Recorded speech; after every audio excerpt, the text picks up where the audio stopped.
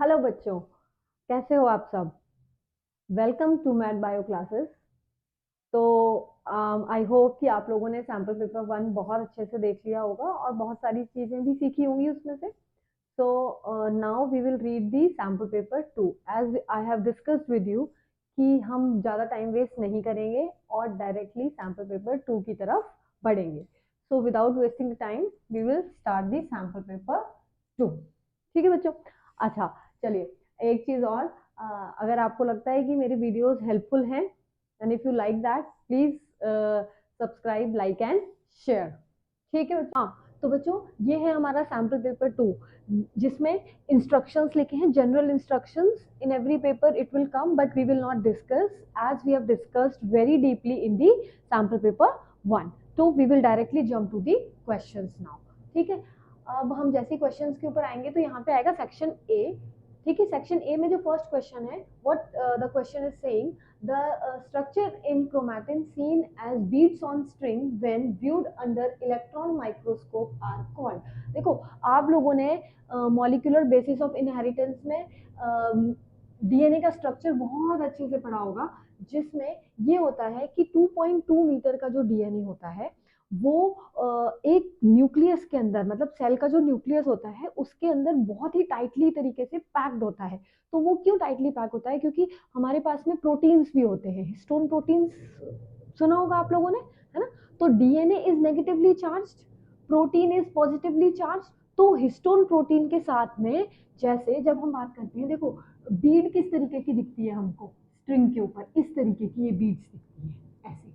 तो ये what are these beads called? These beads are nothing but called as the protein. Protein, देखो beads यहाँ पे जब पूछा जा रहा है तो वो क्वेश्चन पूछा जा रहा है आपसे कि है क्या बीड्स। ठीक है, बीड्स ऑन अ स्ट्रिंग क्या दिख रहा है, बट एक्चुअली में वो क्या होता है कि हमारे पास हिस्टोन प्रोटीन्स होते हैं और जो डीएनए होता है, ये डीएनए इस तरीके से पूरा एनटेंगल्ड होता है इसकी तरफ ऐसे ऐसे। तो ये जो स्ट्रक्चर होता है इसको हम प्रोटीन बोलते हैं और ये पूरा अटैच होता है इसके साथ में। So what is this bead actually called with the combination of DNA and histone protein? This is the question they are asking. Very simple question. The question the option is nucleosome। ठीक है, इसको हम nucleosome बोलेंगे। अब दूसरी question आता है, for which of the following cases population density can be easily determined by not utilizing biological entities directly? What does this mean biological entities? देखो, इससे ये क्वेश्चन ये पूछा जा रहा है कि तो हम लोगों ने ट्वेल्थ क्लास में अपना एक्सपेरिमेंट भी किया हुआ है पॉपुलेशन डेंसिटी का, प्लांट पॉपुलेशन डेंसिटी का किया हुआ है ना, कि हम नंबर ऑफ प्लांट्स को काउंट करते हैं, फिर एक एरिया में कितने एक जैसे प्लांट्स हैं तो उसकी फिर डेंसिटी निकालते हैं, फ्रीक्वेंसी निकालते हैं। तो उसी तरीके से ये क्वेश्चन पूछा है कि नॉट यूटिलाइजिंग बायोलॉजिकल एंटिटीज, मतलब हमें डायरेक्टली उसको टच करके या उसको काउंटिंग करके हमें नहीं करना है। तो वो जैसे जब यहाँ फिश डेंसिटी की बात आती है तो फिश डेंसिटी में हम किस तरीके से करते हैं कि जो काउंटिंग होती है फिश को, हम एक साथ एक लेक में कितनी फिशेज हैं उसको पता करने के लिए तो हम फिशेज को निकालते हैं कि एक टाइम पे इतनी फिशेज निकल रही हैं हमारे पास में, फिर हम उन्हें काउंट करते हैं, फिर नेक्स्ट टाइम पे करते हैं। तो ये काउंटिंग प्रोसीजर आ गया। तो यहाँ पे हमें ये पूछा गया है कि without utilizing the biological entities, मतलब उनकी हमें टच भी नहीं करना है और हमें उसकी पॉपुलेशन की डेंसिटी पता करनी है। तो इन चारों में से हम किस किस चीज का कर सकते हैं? डेंसिटी ऑफ बैक्टीरिया नहीं, ये बिल्कुल भी नहीं होगा। ठीक है, Siberian crane at Bharatpur wetland, ये भी हमें काउंट करना पड़ेगा। अब देखो, मतलब हम बोल सकते हैं कि विदाउट उनको देखकर तो ये हम आंसर होगा इसका टाइगर सेंसेस। इस जैसे हम लोगों को पता है कि जो पक मार्क्स होते हैं, पैलेट मार्क्स होते हैं, उनके पैलेट्स होते हैं, तो हम उनकी काउंटिंग करके हमें पता चल जाता है कि कितने नंबर ऑफ टाइगर हमारे पास में बायो रिजर्व में है। ठीक है, या फिर किसी डाइवर्सिटी में प्रेजेंट है। ठीक है, अब जब हम नेक्स्ट क्वेश्चन की बात करते हैं, identify the palindromic sequence in the following. आप सबको पता है पैलिंड्रोमिक सीक्वेंस क्या होता है, तो आपको ये आइडेंटिफाई करना है क्या होता है palindromic sequence. Palindromic sequence is जब हम फॉरवर्ड से और बैकवर्ड से देखते हैं तो हमें एक ही तरीके की चीज दिखती है। ठीक है, चाहे हम साउंड प्रोनाउंसिएशन में भी बात कर लो उसको, या हम विजिबली अगर उसे देखेंगे तो भी। तो अब इनमें से सीक्वेंस दिया हुआ है तो इसमें से आप चेक करो, जैसे जी यहाँ दिया है, जी यहाँ भी दिया है, बट ए यहाँ यहाँ दिया है, अब यहाँ पे दे दिया है u, तो यहाँ से जब हम पढ़ रहे हैं तो ga दिख रहा है, बट यहाँ से u दिख रहा है, तो ये तो बिल्कुल भी नहीं होने वाला है, ठीक है। फिर अपन आते हैं बी सेक्शन पे। बी पे क्या हो रहा है कि बी जी जी, तो यहाँ पे जी जी आ गया भाई, ठीक है। ए टी, भाई यहाँ पे भी ए टी आ गया। अब ये बिल्कुल है हमारा करेक्ट आंसर, क्योंकि फॉरवर्ड से भी हम पढ़ रहे हैं तो यही सीक्वेंस नजर आ रहा है, और जब हम बैकवर्ड से पढ़ रहे हैं तो भी यही सीक्वेंस आ रहा है, ठीक है बच्चों। चलो अब हम पढ़ते हैं जल्दी से फोर्थ क्वेश्चन की ओर। Now identify the incorrect pair from the following with respect to angiosperm. ना यहाँ पे बात हो रही है एंजियोस्पर्म की। अब आपको इनकरेक्ट पेयरिंग बतानी है, जैसे प्राइमरी एंडोस्पर्म, यहाँ पे आपको प्लॉइडी दी हुई है बच्चों। प्लॉइडी, प्लॉइडी मतलब होता है कि वो क्या बोलते हैं, हैप्लॉइड हैं या डिप्लॉइड हैं, ठीक है, या ट्रिप्लॉइड हैं, इस तरीके से। अब जैसे यहाँ पे दिया हुआ है प्राइमरी एंडोस्पर्म न्यूक्लियस की प्लॉइडी दी हुई है 3n, तो ये तो बिल्कुल करेक्ट है, हमें अच्छे से पता है पोलर न्यूक्लियाई 2 होते हैं, और जब उससे आके गैमीट एक n होता है तो ये 3n बन जाता है, ठीक है। फिर जब हम बात करते हैं एंटीपोडल सेल, तो नहीं भाई ये तो बिल्कुल भी नहीं होगा, तो एक्चुअली में इसका जो करेक्ट आंसर है वो एंटीपोडल ही होगा, ठीक है। जैसे क्यों, क्योंकि जो वो फीमेल जो गैमेटोफाइट होता है, फीमेल गैमेटोफाइट के अंदर जितने भी हमारे पास सेल्स होते हैं सबकी प्लॉइडी हैप्लॉइड होती है, समझ में आ गया, इसकी भी हैप्लॉइड, इसकी भी हैप्लॉइड, सबकी हैप्लॉइड ही होती है। बट यहाँ पे एंटीपोडल्स में यहाँ पे 2n दे दिया है, तो ये बिल्कुल ही करेक्ट आंसर है अपना, ठीक है। अब उसके बाद में हम देखते हैं next question, that is biochemical oxygen demand in a river water, in a river water, ठीक है। अब आपको यहाँ पे रिलेशन बताना है कि एक्चुअली में जो बायोकेमिकल ऑक्सीजन डिमांड है वो एक रिवर, मतलब उसको किस तरीके से पता लगेगा, ठीक है।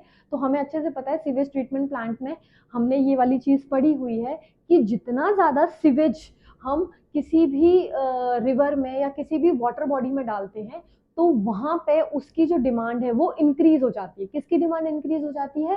बायोकेमिकल ऑक्सीजन डिमांड की। तो आप बिना ऑप्शन देखे अगर आपको आंसर आ जाता है तो करेक्ट ऑप्शन आपका इसी में ही छुपा हुआ है, ठीक है। तो यहाँ पे आप देख लो आपका करेक्ट ऑप्शन है C, that is increases when sewage added to the river water, ठीक है बच्चों। अब हम आते हैं जल्दी से नेक्स्ट क्वेश्चन पे, क्वेश्चन नंबर 6। अब क्वेश्चन नंबर 6 आपसे ये कह रहा है कि एक पॉपुलेशन है, in a given population of 2000 individual, मतलब 2000 इंडिविजुअल है एक पॉपुलेशन में, जिसमें 80 अपनी बर्थ्स हुई है वहां पे और 125 डेथ हुई है, were reported over a given time, over a given period of time. तो आपको ये बताना है कि टाइम के साथ साथ इतनी तो पॉपुलेशन बढ़ती गई है, ठीक है, मतलब एक्चुअली में इतनी पॉपुलेशन है जिसमें से उस पॉपुलेशन में बढ़ते हुए टाइम के साथ में डेथ इतनी नंबर ऑफ हुई है और जो बर्थ्स हैं वो इतने नंबर है, ठीक है। अब आपको ये रिप्रेजेंटेशन बताना है कि ये वाली चीज इसमें कहाँ रिप्रेजेंट हो रही है, ठीक है। तो अब बड़े अच्छे से देखेंगे, ये वाला अपना पॉपुलेशन ग्राफ है, ठीक है। देखो ये मैंने, ये फिर से वही इकोसिस्टम वाला चैप्टर है और बायोडाइवर्सिटी वाला चैप्टर है। मैंने आपको पहले ही बताया था कि इन चैप्टर्स में से आपसे कंसेप्चुअल क्वेश्चन पूछे जाएंगे, टू द पॉइंट क्वेश्चंस बिल्कुल भी नहीं आएंगे। तो बच्चों आपको कंसेप्चुअली आपकी थोड़ी सी एब्स्ट्रैक्ट थिंकिंग, ये सब चीजें आपको इंप्रूव करनी होंगी इस टाइप के क्वेश्चंस करने में, ठीक है। तो एब्स्ट्रैक्ट थिंकिंग मतलब आपको सोचना पड़ेगा थोड़ा सा, ठीक है, आउट ऑफ द वे जाके, ठीक है। अब देखो इसमें क्या हो रहा है कि पॉपुलेशन का जो ग्राफ है वो ये दे रहा है और टाइम का ये, मतलब पॉपुलेशन इस तरीके से बढ़ती जा रही है और पॉपुलेशन बढ़ रही है ऐसे ऐसे, मतलब दोनों साइड हो रहा है, इधर पॉपुलेशन बढ़ रही है और टाइम भी इंक्रीज होता जा रहा है, इस तरीके से ये वाला चीज हो रही है। तो अब यहाँ पे आपसे पूछा है नंबर ऑफ डेथ, डेथ और बर्थ। तो अगर बर्थ देखा जाए तो हमारी जो बर्थ है वो कितनी है? 80। तो जाहिर सी बात है कि ये वाला जो पार्ट है वो डेथ का, बर्थ का होगा, ठीक है। या ये वाला जो पार्ट होगा वो किसका होगा? बर्थ का होगा। क्यों? क्योंकि यहाँ पे कम है और यहाँ पे पॉपुलेशन इंक्रीज हुई और यहाँ पे 125 अपनी डेथ हो गई and the population is declining, ठीक है। तो ये इसका करेक्ट आंसर हो जाएगा, फर्स्ट में ही हमारा आंसर आ गया है, फर्स्ट ऑप्शन में ही, ठीक है। अब हम जल्दी से सेवेंथ क्वेश्चन की ओर चलेंगे। Now what is there in the seventh question? If we see, okay, what is there? It is written, a plant native to South America which produces cocaine. मतलब बड़ा सिंपल सा क्वेश्चन है, to the point answer है इसका। आप सबको पता होगा कि जो प्लांट कोकेन प्रोड्यूस करता है साउथ अमेरिका का है, उस प्लांट को क्या बोलते हैं? ठीक है, इसको बोलते हैं इरेथ्रोजाइलम कोका। ठीक है, अब यहाँ पे आ रहा है मैच द कॉलम, बहुत सिंपल है। ठीक है, यहाँ पे देखो fimbriae, fallopian tube, infundibulum, ampulla, इनका मैचअप कर दो। मैचअप करते वक्त जब हम फिम्ब्रीज देखते हैं तो फिम्ब्रीज क्या होते हैं? Fimbriae capture over release into the serum. तो इसका आ गया आपका ए वाला पार्ट। ठीक है, फेलोपियन ट्यूब क्या होता है? फेलोपियन ट्यूब को दूसरे नाम से हम जानते हैं, हम सबको पता है, इसका होता है बी। इनफंडिबुलम क्या हो गया? Part of the oviduct closer to the ovary, हम सबको पता है, आपने आपने पढ़ा है ना डायग्राम इसका फीमेल रिप्रोडक्टिव सिस्टम का। आपको ड्रॉ भी करना होगा क्योंकि आपको लेबलिंग आ सकती है इसकी। ठीक है, आपको अच्छे से जो फीमेल रिप्रोडक्टिव सिस्टम है, मेल रिप्रोडक्टिव सिस्टम है, उनमें जो आपकी हार्मोनल साइकिल दी हुई है वहां पे, वो सारा आपको अच्छे से लर्न करके जाना है, प्रैक्टिस करके जानी है, क्योंकि आपको डायग्राम डायरेक्टली ड्रॉ करने के लिए बहुत ही कम, आप ये मान लो 0.1% चांसेस होते हैं डायग्राम ड्रॉ करने के लिए। बट हाँ, आपको labelling is very very important, तो आपको जाहिर सी बात है लेबलिंग करने के लिए आपको डायग्राम प्रैक्टिस करनी ही पड़ेगी। ठीक है बच्चों, अब यहाँ पे देखो एम्पुला कहाँ है? Site of fertilization. Very nice, बड़ा सिंपल सा आंसर है। ठीक है, अब हम देखते हैं ये कहाँ पे जा रहा है। अगर हम देखें ए का बी, सॉरी ए का, ये क्या हो गया, हाँ सेकेंड, ए का सेकेंड अगर हम देखते हैं तो ए का सेकेंड हमारा यहाँ पे है, और इन तीनों में ए का सेकेंड नहीं है। और आप चाहें तो इन सबको भी मैच करके देख लो, the correct answer will be this. Okay बच्चों, चलो अब हम बढ़ते हैं जल्दी से 9th क्वेश्चन की तरफ। Replacement of a light colour variety of peppered moth to its darker variety in England is an example of. देखो हम सबको कौन बेटा, मैं बार बार आपको बोल रही हूँ हम सबको पता है, क्योंकि आपको भी पता है। ठीक है, क्यों पता है? क्योंकि आप सब लोगों ने पढ़ा है, तभी तो आप सैम्पल पेपर आए हो देने के लिए, है ना? तो मैं वही कह रही हूँ कि इसमें ये जो हमने पढ़ा था ना इवोल्यूशन चैप्टर में, कि जो लाइट कलर्ड मोथ हैं, डार्क कलर्ड मोथ हैं, वो जब पॉल्यूशन होती है, तो ड्यूरिंग पॉल्यूशन एक जो डार्कर वाला होता है उसे नेचुरली वो सेलेक्ट हो जाते हैं, मतलब इस तरीके से हमने पढ़ा था ना एक। तो वो क्या होता है? नेचुरली सिलेक्शन की, एक टाइम पे एक ही जो स्पीशीज है वो सरवाइव कर रही है, दूसरे टाइम पे दूसरी स्पीशीज सरवाइव कर रही है। During population, during pollution one species is survived. ठीक है, क्यों? क्योंकि पॉल्यूशन के कारण जो बार्क और उनका जो कलर है वो बिल्कुल सेम टू सेम हो जाता है, और उसे दूसरे जो प्रेडेटर्स आते हैं वो उन्हें नहीं खा सकते हैं, उन्हें खत्म नहीं करते। वही चीज जब दूसरी कंडीशन होती है तो वो दूसरी वाइट वाला सर्वाइव कर जाता है। ठीक है, तो वो क्या हुआ? एक्चुअली नेचर ने सेलेक्ट किया है। ठीक है, तो यही हुआ इसका करेक्ट आंसर, नेचुरल सिलेक्शन। अब हम बात कर रहे हैं 10th क्वेश्चन की। The inoculum is added to the fresh milk in order to convert milk into curd. The term inoculum refers to. अभी जो इनोक्यूलम की जो टर्म है वो एक्चुअली में किस चीज के लिए रेफर की गई है? ठीक है, ये क्वेश्चन पूछा गया है। देखो ए का ए ऑप्शन में क्या है? The starter rich in vitamin B 12। देखो आप सबको पता है कि जो कर्ड होता है उसके अंदर एक विटामिन होता है which is rich in vitamin B 12।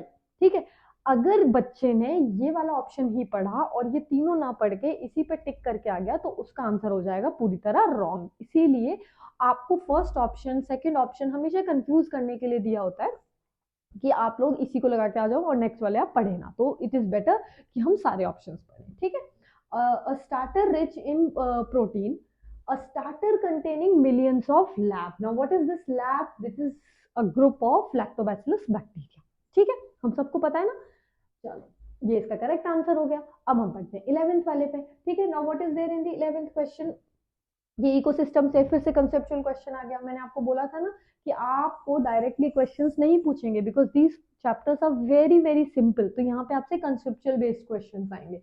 Given figure represent a pyramid of biomass in an ecosystem, aquatic ecosystem. अब आप सबको पता है एक ही डिफरेंट टाइप के इकोसिस्टम होते हैं, ग्रासलैंड इकोसिस्टम होता है, अपना एक ये वाला एक्वेटिक इकोसिस्टम होता है। तो उसमें आपको ये दिया हुआ है पिरामिड। अब ये भी आप सबको पता है कि पिरामिड में कोई भी पिरामिड हो, चाहे वो स्ट्रेट पिरामिड हो, चाहे वो अपसाइड डाउन वाला पिरामिड हो जो बेस होता है, बेस हो, सॉरी ये this is not a base, this is not a base, this is base, okay, this is base. तो बेस होता है वो हमेशा कौन सी प्लेस एक्वायर करता है, प्रोड्यूसर की प्लेस एक्वायर करता है, ठीक है। तो आपको ये सबको अच्छे से पता होना चाहिए। तो आइडेंटिफाई ए एंड बी, आपको ए और बी आइडेंटिफाई करना है बाय रीडिंग दी ऑप्शन, ठीक है। फर्स्ट ऑप्शन क्या कह रहा है आपका, A is the crop which supports and B is the crop which is supported, ठीक है। चलो ये आ गया हमारे समझ में कि क्योंकि ये प्रोड्यूसर है, ठीक है, तो ए जाहिर सी बात है, ए जाहिर सी बात है वो क्रॉप है जो कि सपोर्ट कर रही है बी को। ये तो हमें पता है ना कि कोई भी प्रोड्यूसर बन होता है यहाँ पे, तो प्रोड्यूसर कंज्यूमर को, जो प्रोड्यूसर को मतलब जो सपोर्ट मिलता है कंज्यूमर को वो किसके थ्रू मिलता है, प्रोड्यूसर के थ्रू मिलता है, राइट। तो यही ये कह रहा है, तो ये तो करेक्ट आंसर हो गया अपना, बिल्कुल से, ठीक है। A is a crop which is supported, क्या ये सपोर्टेड है, नहीं, ये प्रोड्यूसर कंज्यूमर के ऊपर थोड़ी ना डिपेंडेंट होता है, वैसे तो होता ही है हम कह सकते हैं, लेकिन वो यहाँ पे केस डिफरेंट है। हम कंज्यूमर और प्रोड्यूसर की बात कर रहे हैं, हम यहाँ पे जो दूसरा एक्सपेक्ट है हम उसको नहीं देख रहे हैं, ठीक है। हम दूसरा एक्सपेक्ट एक होता है कि पॉलिनेशन में जब एनिमल्स भी प्लांट के ऊपर डिपेंडेंट होते हैं, प्लांट भी ये यहाँ पे हम वो वाला एक्सपेक्ट नहीं देख रहे हैं, हम यहाँ पे हम सिर्फ प्रोड्यूसर और कंज्यूमर वाला देख रहे हैं, ठीक है। तो वही चीज है कि प्रोड्यूसर के ऊपर जो प्रोड्यूसर कभी भी कंज्यूमर के ऊपर डिपेंडेंट नहीं होगा, तो सेकंड वाला ऑप्शन तो बिल्कुल रॉन्ग हो जाएगा, ठीक है। तो थर्ड में क्या कह रहा है, A is phytoplankton and B is zooplankton. अब देखो जब भी हम एक्वेटिक इकोसिस्टम की बात करते हैं तो phytoplanktons are the plants which are grown under the water, right. तो फाइटोप्लैंक्टन ए हो गया और जू प्लैंक्टन बी हो गया, तो जाहिर सी बात है ना, ये प्रोड्यूसर है और ये कंज्यूमर हो गया, तो अपना जो ये हो गया, ये दोनों करेक्ट हो गए। अब आप देख लो यहाँ पे फर्स्ट एंड थर्ड जहां पे भी है वही आपका करेक्ट आंसर है, तो सी इज द करेक्ट आंसर। सो इस तरीके कंसेप्चुअल क्वेश्चंस बेटा आप लोगों को समझने की थोड़ी सी जरूरत है, ठीक है। ये बिल्कुल टू दी पॉइंट क्वेश्चन पूछा गया है आपसे। नेक्स्ट वाला, during insertional activation the presence of chromogenic substrate gives blue colored colonies if the plasmid in the bacteria does not have an insert. The blue color is produced by the enzyme. बहुत simple है, ये हम लोगों ने देखा था कि जो सेलेक्टेबल मार्कर होते हैं उनके थ्रू, ठीक है, तो उनके लिए है, तो करेक्ट आंसर हो गया आपका ये वाला बीटा गैलेक्टोसिडेज वाला, ठीक है। बहुत ही टू दी पॉइंट आंसर है, इसमें मैं ज्यादा एक्सप्लेन नहीं करूंगी और टाइम भी वेस्ट नहीं करूंगी, ठीक है। Now assertion and reason questions very very important, और यही बच्चों के जो है मल्टीपल चॉइस क्वेश्चंस में मार्क्स गंवाने का जरिया होते हैं, ठीक है। तो हमें अब यहाँ पे मार्क्स नहीं गंवाने हैं अपने, बहुत अच्छे से आहिस्ता आहिस्ता सारे क्वेश्चन को पढ़ना है और बहुत अच्छे से हमें ये सॉल्व करना है, ठीक है। The plant biomass which serves as the food of herbivores, एक एक लाइन को पढ़ेंगे और उसे समझेंगे, ठीक है। The plant biomass which serves as a food of herbivores and decomposers is said to result from the net primary productivity। बिल्कुल सही बात है भाई, कि जो प्लांट का जो बायोमास होता है वो हम कहते हैं कि हर्बीवोर्स के लिए एज अ फूड होता है, और जब तब तक वो डिकम्पोजर्स में आता है तो वो नेट प्राइमरी प्रोडक्टिविटी में कन्वर्ट हो जाता है, ठीक है। बिल्कुल सही बात है भाई, ये तो बिल्कुल ही होना चाहिए। Now next is gross primary productivity is the rate of total production of organic material during photosynthesis। भाई ये भी बिल्कुल राइट है ना, दोनों ही राइट है, बट एक्चुअली में दोनों राइट तो हैं, लेकिन इन दोनों के बीच में कोई भी रिलेशन नहीं है। क्यों रिलेशन कैसे होता, अगर इसका आंसर ये होता कि जो नेट जो हम बोलते हैं नेट प्राइमरी प्रोडक्टिविटी आई, तो आई नेट प्राइमरी प्रोडक्टिविटी कैसे आई, क्यों, क्योंकि एक्चुअली में तो जो प्लांट है उन्होंने पूरा उन्होंने अपना एज अ रेस्पिरेशन में कुछ ना कुछ जो एनर्जी उन्होंने बनाई है वो यूज की है, तब जाके उनके पास नेट प्राइमरी प्रोडक्टिविटी है। तो यहाँ पे उसके बारे में, रेस्पिरेशन के बारे में कोई भी लिखा हुआ नहीं है, तो हम बोलेंगे ये भी राइट है, ये भी राइट है। तो एक्चुअली में आंसर होगा इसका बी। अगर दोनों में कोई रिलेशन होता तो अपना आंसर होता ए, बट यहाँ पे कोई रिलेशन नहीं है, तो हमारा आंसर होगा बहुत ही सिंपल से both A and R are true and R is not the correct explanation of the A, so this will be the answer, ठीक है बच्चों, अब हम पढ़ते हैं नेक्स्ट वाला question, that is question number 14th. Now here, just see, this is from genetics. Okay, the assertion is saying in a monohybrid cross, F1 generation indicates dominant character.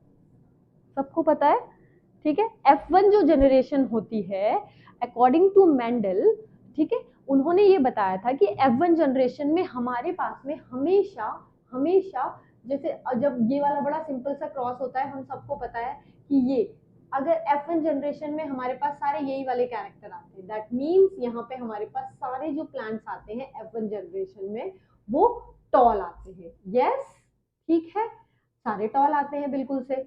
Okay, अब next क्या कह रहा है, dominance occurs only in the heterozygous condition, this is the heterozygous condition and this is the homozygous condition.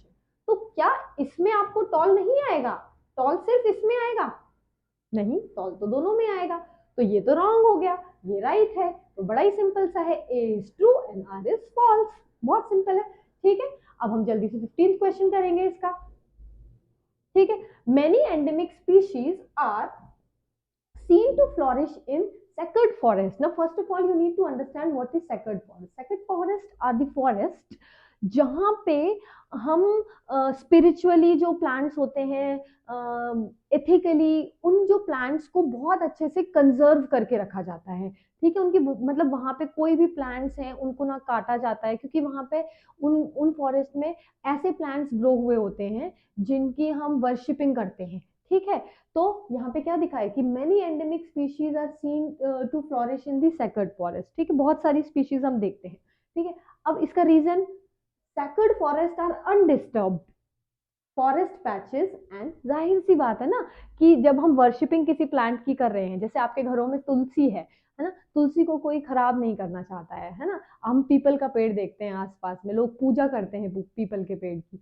तो actually में क्या होता है कि उन उन पेड़ों को या उन ट्रीज को हम बिल्कुल भी टच नहीं करते हैं, वो अनडिस्टर्ब्ड होते हैं। तो वहां जो स्पीशीज होती हैं वो इसीलिए फ्लोरिश कर पाती हैं क्योंकि they are undisturbed patches of forest, ठीक है। तो आंसर बिल्कुल मैच कर गया ना, यहाँ से हम जब रिलेशन की बात कर रहे थे तो रिलेशन बिल्कुल हो गया। देखो, many endemic species are seen to flourish in the sacred forest because sacred forests are undisturbed forest patches and biodiversity rich area। तो ये तो बिल्कुल राइट हो गया, आपका करेक्ट एक्सप्लेनेशन हो गया आर इसका, ठीक है। तो ये अपना हो गया 15th क्वेश्चन।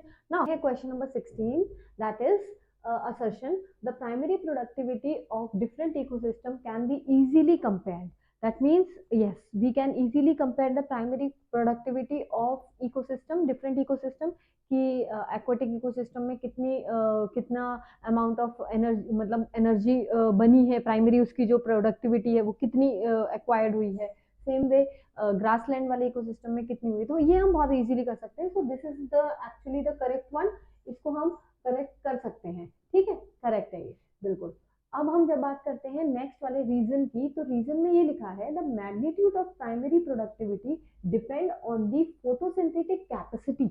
अब देखो यहाँ पे of the producer and the prevailing environmental condition. देखो this is also correct, this is also correct, but दोनों के बीच में कोई रिलेशन नहीं बन रहा बच्चों, कोई रिलेशन नहीं बन रहा है। कैसे? देखो ये जो प्राइमरी प्रोडक्टिविटी है वो एक्चुअली फोटोसिंथेसिस के ऊपर, सोलर एनर्जी के ऊपर डिपेंडेंट है। समझ में आया कि कितनी उसने सोलर एनर्जी कैप्चर की है, तो primary productivity according to that होगी, ठीक है। अब यहाँ पे बोला है कि इसकी जो प्राइमरी प्रोडक्टिविटी है वो फोटोसिंथेटिक कैपेसिटी के ऊपर डिपेंडेंट है। दोनों ही करेक्ट है, बट इसमें क्यों कम आंसर नहीं दिया? बिकॉज अगर होना चाहिए था तो ये बिकॉज इसलिए क्योंकि दोनों की फोटोसिंथेटिक जो कैपेसिटी है वो डिफरेंट होती, ये इसका आंसर होता, बट एक्चुअली में नहीं है। तो करेक्ट तो ये भी है और करेक्ट ये भी है, but there is no relation between these two, so the correct answer would be B1, ठीक है बच्चों। Now we will start with the now we will start with the section B। बहुत ही सिंपल सा question है, to the point question पूछा गया है। what could be the possible treatment for a patient exhibiting ADA deficiency? So first of all, you need to understand what do you mean by ADA. What is ADA? ADA is a kind of ADA is a kind of enzyme. ठीक है, ADA क्या है? एक enzyme है जो कि अगर किसी को हम बोल सकते हैं कि ये for the proper growth of the body it is required, और अगर ये वाली एंजाइम अगर किसी बॉडी के अंदर नहीं होती है, ठीक है, किसी भी बॉडी के अंदर ये एंजाइम नहीं प्रोड्यूस हो रहा है, then that person will be suffering from a kind of disease. Now you need to tell me the kind of disease, वो कौन सी डिसीज है जो एडीए डेफिशिएंसी के कारण होती है. ठीक है, ये आप मुझे कमेंट बॉक्स में लिख के बताएंगे. उसके बाद में यहाँ पे बहुत सिंपल सा आपसे ट्रीटमेंट पूछा है. ट्रीटमेंट क्या होता है मैं आपको बता देती हूँ. बोन मैरो ट्रांसप्लांटेशन होता है और एंजाइम रिप्लेसमेंट थेरेपी होती है. ठीक है, बड़ा सिंपल सा क्वेश्चन था, कुछ भी नहीं था इसमें. अब हम पढ़ेंगे 18th क्वेश्चन. 18th क्वेश्चन ये कह रहा है आपसे, what is sporopollenin present in plants, state its significance with reference to its chemical nature. Now when we talk about sporopollenin, now sporopollenin आपने अच्छे से पढ़ा होगा sporopollenin के बारे में कि जो फर्स्ट चैप्टर है उसमें जब हम पोलन ग्रेन्स के बारे में पढ़ रहे थे, तो पोलन ग्रेन की 2 लेयर्स होती है, एक इंटाइन होती है और एक एक्साइन होती है. ठीक है, तो पोलन ग्रेन के ऊपर जो एक्साइन वाली लेयर होती है ना, ये दिस एक्साइन लेयर,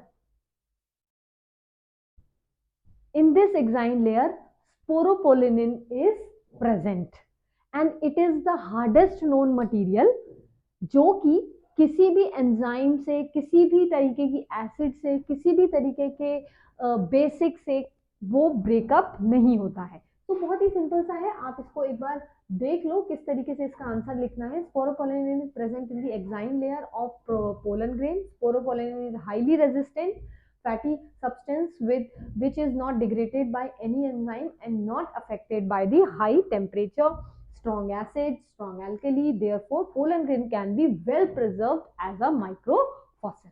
ठीक है, हम इसको एज अ फॉसिल भी बहुत दिनों तक प्रिजर्व करके रख सकते हैं. ठीक है, now when we are talking about just okay 19th question. Now when we are talking about 19th question, बच्चों मैंने आपको एक चीज स्टार्टिंग में ही बोली है कि आप लोगों को डायग्राम बिल्कुल टिप्स पे होनी चाहिए. डायग्राम विद एक्चुअली में लेबल्ड डायग्राम विद टिप्स पे होनी चाहिए. ठीक है, क्योंकि आपसे सीबीएसई एग्जाम कभी भी फुल डायग्राम बनाने के लिए नहीं पूछता है, वो हमेशा आपको लेबलिंग करने के लिए बोलता है. ठीक है, अब आप देखो इस क्वेश्चन में आपसे क्या पूछा गया है. इस क्वेश्चन में आपको एक इनकम्प्लीट डायग्राम दे दिया गया है और इसको आपको रीड्रॉ करना है. देखो, refer to the given figure below, redraw the structure as the replicating fork and the label its part. अगर आपने डायग्राम लर्न किया है then you will be able to draw. देखो कैसे करोगे, ये ऑलरेडी आपको वापस से बनाना है यहाँ पे. ठीक है, आप इस तरीके से बनाओगे बिल्कुल ऐसे. इसको 3 prime, this is 5 prime, this is 5 prime, this is again 3 prime. अब हमें क्या बनाना है, देखो ये हमें पता है कि इसको हम बोलते हैं टेम्पलेट डीएनए. इसको हम बोलते हैं टेम्पलेट डीएनए जो कि पेरेंटल स्ट्रैंड होता है. ठीक है, जो कि पेरेंट का डीएनए होता है. समझ में आ गया. अब इसी डीएनए से न्यू डीएनए कैसे बनता है, हमें अच्छे से पता है कि जब भी न्यू प्राइमर ऐड होता है, जब भी न्यू प्राइमर ऐड होता है तो वो बनता किस डायरेक्शन में है, 5 प्राइम टू 3 प्राइम डायरेक्शन में. और वो एड ऑन कहाँ होगा, 3 प्राइम से 5 प्राइम के अपोजिट होता है ना ये. देखो अब जब यहाँ की हम बात कर रहे हैं 3 प्राइम, ये 3 प्राइम टू 5 प्राइम है, तो अब यहाँ पे जो नया एडिशन होगा वो इस तरीके से एडिशन होगा, 5 प्राइम टू 3 प्राइम वाला. और यहाँ पे किस तरीके से बनेगा, यहाँ पे इस तरीके से बनेगा. ठीक है, अब आपको यहाँ पे ये अपना हो गया 3 प्राइम, ये हो गया 5 प्राइम. इनको हम बोलते हैं न्यूली सिंथेसाइज्ड स्ट्रैंड्स, और ये बोलेंगे डिसकंटिन्यूअस स्ट्रैंड्स, और इनको बोलेंगे, इसको बोलेंगे continue. Do not refer this diagram, refer this diagram. Okay, इसमें थोड़ी सी पता नहीं क्या मिस्टेक सी होगी, यहाँ पे 3 प्राइम दो जगह लगा दिया, यहाँ पे 5 प्राइम बनी.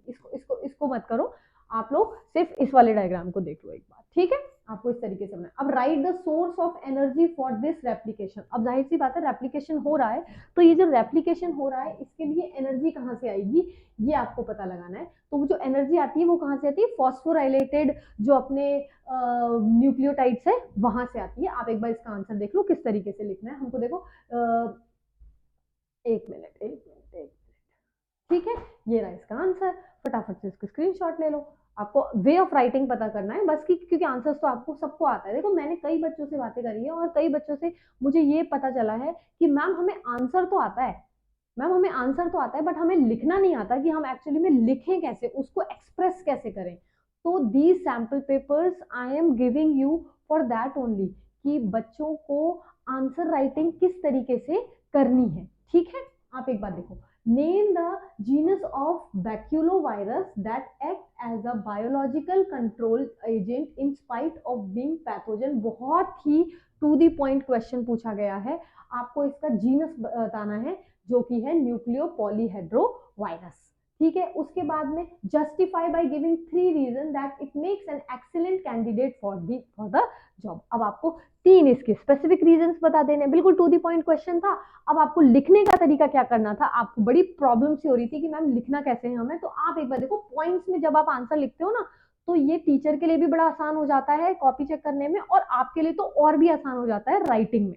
ठीक है, चलो इसका आंसर देख लो। They are specific, species specific, they are narrow spectrum bio insecticides, there is no side effect on plants, mammals, birds, fish and non target insect, beneficial insects are conserved। ठीक है, ये चीज हम ऑर्गेनिक जो farming होती है उसमें भी यूज कर सकते हैं। क्यों, जैसे ऑर्गेनिक फार्मिंग हमें अच्छे से पता है कि वहां पे हम बेनिफिशियल इंसेक्ट्स की हेल्प से कोई भी चीज ग्रो करते हैं, कोई भी प्लांट को ग्रो करते हैं। तो अगर वो बेनिफिशियल इंसेक्ट्स हमारे जो हैं जिनसे हमें एक्चुअली में ऑर्गेनिक फार्मिंग करनी है, तो अगर वो खत्म हो गए तो फिर हमारी ऑर्गेनिक फार्मिंग हो ही नहीं पाएगी। तो उस केस में भी ये कोई भी इफेक्ट नहीं करता है, जो भी हमें बेनिफिशियल इंसेक्ट्स चाहिए होते हैं।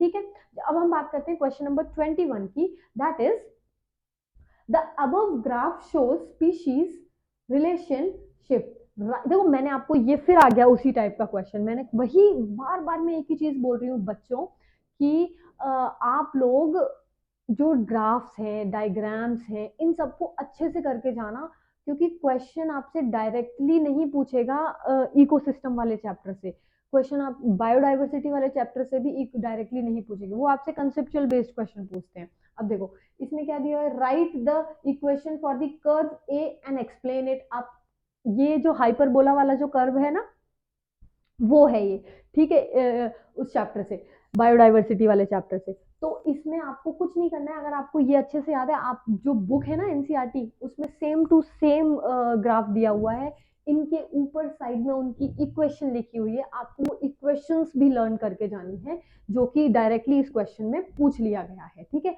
How does over exploitation of beneficial species affect diversity, explain with the help of one example.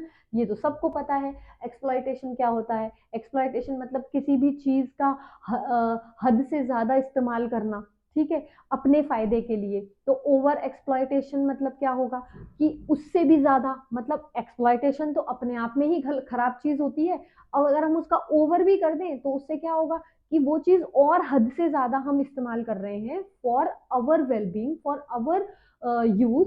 तो अगर किसी हम स्पीशीज का इस्तेमाल करते हैं तो क्या होगा, वो स्पीशीज जाहिर सी बात है खत्म हो ही जानी है ना। तो यही चीज है, आप सबको पता है लेकिन आपको आंसर राइटिंग नहीं आती है। For that I have given this, you can take a screenshot of this, और आप इजीली आपको पता चल जाएगा कि आपको इस तरीके के क्वेश्चन के कैसे आंसर लिखना। ठीक है, चलो ये बड़ा बिल्कुल बुकिश क्वेश्चन है, कुछ भी नहीं है इसमें। ठीक है, अब ये वाला देख लो, excessive exploitation of a species whether a plant or an animal reduces size of its population। जाहिर सी बात है साइज कम हो गई होगा, so that it becomes vulnerable to extinction। यही मैंने बताया आपको, आपको पता है आंसर इसका बेटा, लेकिन आपको तरीका नहीं है कि how we have to present in front of teacher.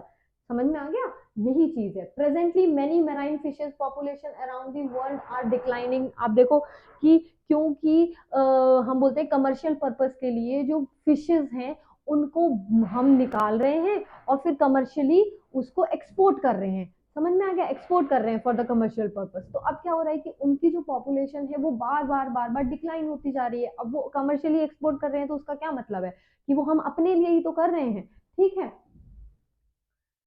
ये है सेक्शन सी, जहां पे हमारा मिल रहा है हमें question number 22। What question is saying, although a prokaryotic cell has no defined nucleus, yet DNA is not scattered throughout the cell, explain. बिल्कुल simple सा क्वेश्चन पूछा गया है यहाँ पे। यहाँ पे आपसे ये पूछा है, आपको आंसर पता है, आप सबको डिफरेंस बिटवीन पता है ना, मेन डिफरेंस बिटवीन प्रोकैरियोटिक और यूकैरियोटिक में क्या होता है कि मेन डिफरेंस बिटवीन ये होता है कि जो यूकैरियोट्स होते हैं, अपने यूकैरियोट्स में जो न्यूक्लियस होता है, उस न्यूक्लियस के अंदर जो डीएनए होता है वो बिल्कुल कंफाइंड होता है, हम बोल सकते हैं, क्योंकि न्यूक्लियस के पास में अपनी एक मेम्ब्रेन है। ठीक है, तो वो बिल्कुल हम कह सकते हैं कि एक तो वो टाइटली पैक्ड होता है, ठीक है, ऊपर से उसके साथ में न्यूक्लियस की जो मेम्ब्रेन होती है वो उसको बिल्कुल स्कैटर्ड होने नहीं देता है। ठीक है, और वही कंडीशन किसमें होती है, इसमें प्रोकैरियोट में। पर प्रोकैरियोट में एक डिफरेंस होता है। प्रोकैरियोट में क्या होता है, प्रोकैरियोट में हमारे पास में जो न्यूक्लियस होता है उसकी कोई मेम्ब्रेन नहीं होती है। तो जो एक्चुअली में उसके पास न्यूक्लियस ही नहीं होता है, हम ये कहना चाहते हैं कि न्यूक्लियस ही नहीं होता है। न्यूक्लियस ना होकर जैसे न्यूक्लियोप्लाज्म जो होता है ना, वो बिल्कुल स्कैटर्ड फॉर्म में प्रेजेंट होता है, और उसका भी जो डीएनए है वो इसी न्यूक्लियोप्लाज्म में रहता है। तो क्वेश्चन ये कह रहा है कि इसकी कोई मेम्ब्रेन नहीं है, ये न्यूक्लियोइड है, बट फिर भी वो स्कैटर्ड क्यों नहीं है। ठीक है, तो क्यों नहीं है भाई स्कैटर्ड, जाहिर सी बात है, इसके पास नॉन हिस्टोन प्रोटीन्स होते हैं, जैसे कि पॉलीएमाइन।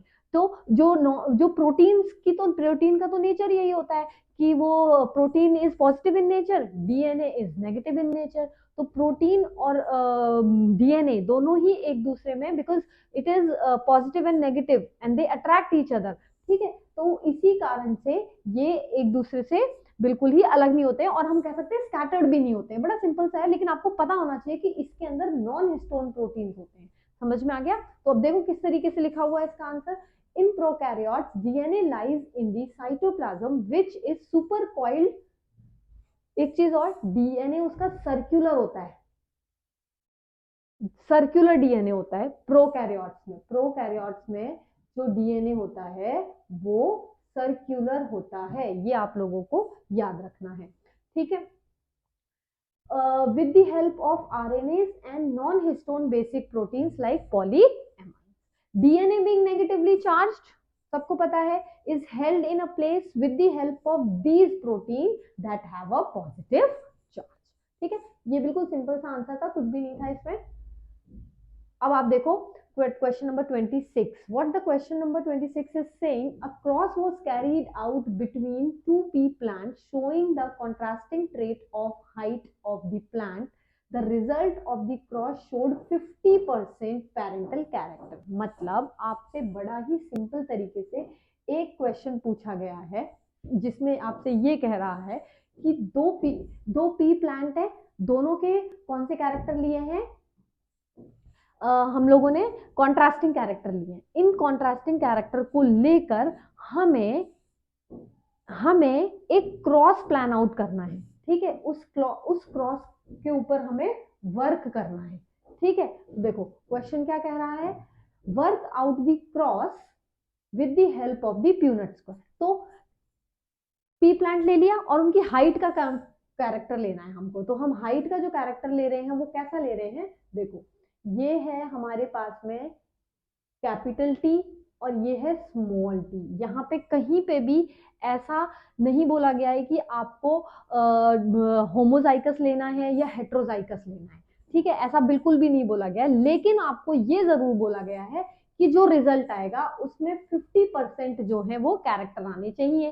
ठीक है, अब एक हमने ले लिया है डॉर्फ वाला, स्मॉल टी वाला जो होमोजाइकस रिसेसिव होता है। ठीक है, आपको इसमें ये बोला कि ये ध्यान रखना है आपको कि 50% कैरेक्टर आने चाहिए आपके पेरेंटल कैरेक्टर। मतलब 50% हमारा डॉर्फ आना चाहिए और 50% हमारा टॉल आना चाहिए। ठीक है, तो अब हमें इसके गैमीट्स सबको पता है किस तरीके से बनते हैं, इस तरीके से गैमीट्स बन जाते हैं इनके, बहुत ही सिंपल तरीका है। अब इसका हमें प्यूनेट बना देना है फटाफट से। आप सबको आता है प्यूनेट बनाना, मुझे पता है। ठीक है, ठीक है बच्चों, प्यूनट बनाना सबको आता है, प्यूनट स्क्वायर बनाना भी सबको आता है, क्रॉसिंग करना भी सबको आता है। फिर मैम यहाँ आप क्या कर रही हो, आप क्यों बना रही हो, क्यों बता रही हो हमें, हमें मैम कुछ सब कुछ आता है तो आप हमें क्यों पढ़ा रही हो? हम आपको इसलिए पढ़ा रहे हैं क्योंकि आपको आंसर लिखने का तरीका पता चले। ठीक है, देखो I do not motivate any of the student, ठीक है, मैं तो यही कह के मोटिवेट करती हूँ सबको कि आप लोगों को सब कुछ आता है, लेकिन आपको वे ऑफ राइटिंग नहीं आती है बच्चों। तो आप वे ऑफ राइटिंग के लिए ये सैंपल पेपर देख रहे हैं, ठीक है। और अगर थोड़ा बहुत किसी को नहीं आता है तो वो सीख ले भाई, है ना, सिखाई रही है सोनम मैम तो यहाँ पे। चलो कोई ना, फटाफट से हमने क्रॉस बना लिया। अब देखो इस क्रॉस में यही तो क्वेश्चन पूछा है आपसे, वर्क आउट दी क्रॉस। आपने ये लिया, टू पेरेंटल कैरेक्टर लिए, एक हाइट ये डॉर्फ वाली ले ली, एक आपने टॉल वाली ले ली, इनका प्यूनट स्क्वायर बना दिया। प्यूनट स्क्वायर में आपने क्या देखा कि दो प्लांट जो हमारे मिल रहे हैं, हमें मिल रहे हैं टॉल, और दो प्लांट जो हमें मिल रहे हैं वो मिल रहे हैं डॉर्फ। तो फर्स्ट का आंसर तो यही सॉल्व हो गया अपना, ठीक है, फर्स्ट का आंसर यही सॉल्व हो गया अपना, ठीक है बिल्कुल, है ना। उसके बाद आपसे पूछा है कि name the type of a cross, क्या है इसमें, आपको क्रॉस ही तो बताना है, कौन सा क्रॉस है ये कहते हैं इसको हम टेस्ट क्रॉस, इसको हम क्या बोलते हैं, टेस्ट क्रॉस। वेरी सिंपल, ठीक है बच्चों, हो गया आपका आंसर सॉल्व बिल्कुल आसानी से, कोई दिक्कत नहीं। चलो इसी को ही प्ले कर देते हैं अपन करंट स्लाइड में, है ना।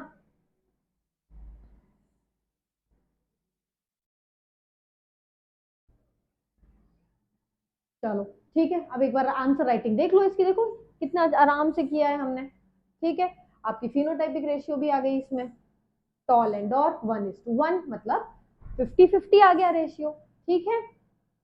देखो the type of cross is test cross. अब हम फटाफट से नेक्स्ट वाला क्वेश्चन पढ़ेंगे इसका। देखो इसमें क्या पूछा गया है आपसे क्वेश्चन में, बहुत थोड़ा सा सब्जेक्टिव क्वेश्चन है। Prior to the sports event blood and urine sample of the sports person are collected for drug test. आप देखो जब भी आप लोग ये कॉमनवेल्थ के जो गेम्स होते हैं, ओलंपिक्स के जो गेम्स होते हैं, इन गेम्स में जो भी कैंडिडेट्स वहां जाते हैं उन सबके साथ में ये वाला जो ड्रग टेस्ट है वो करवाया जाता है। क्या रीजन है भाई इसका, इसका रीजन ये बिल्कुल सा रीजन है क्योंकि ये एकदम से बॉडी के अंदर एनर्जी को इंक्रीज कर देता है।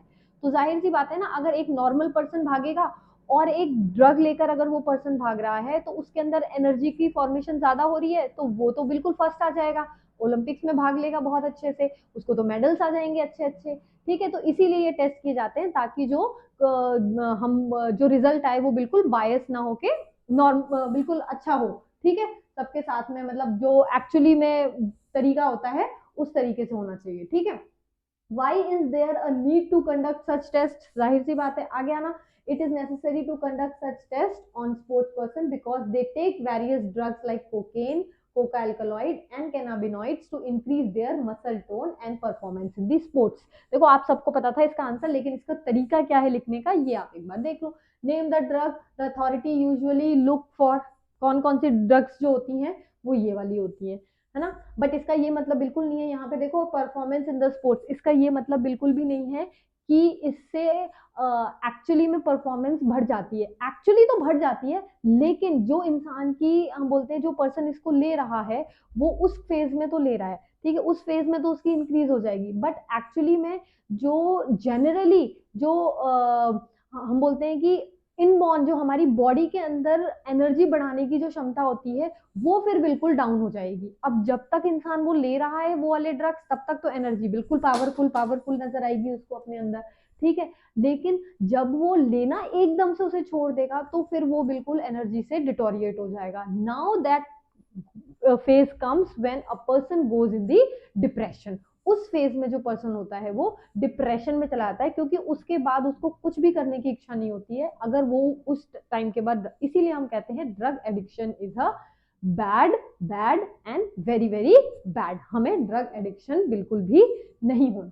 समझ में आ गया, चलो write the generic name of two plants from which these drugs are obtained।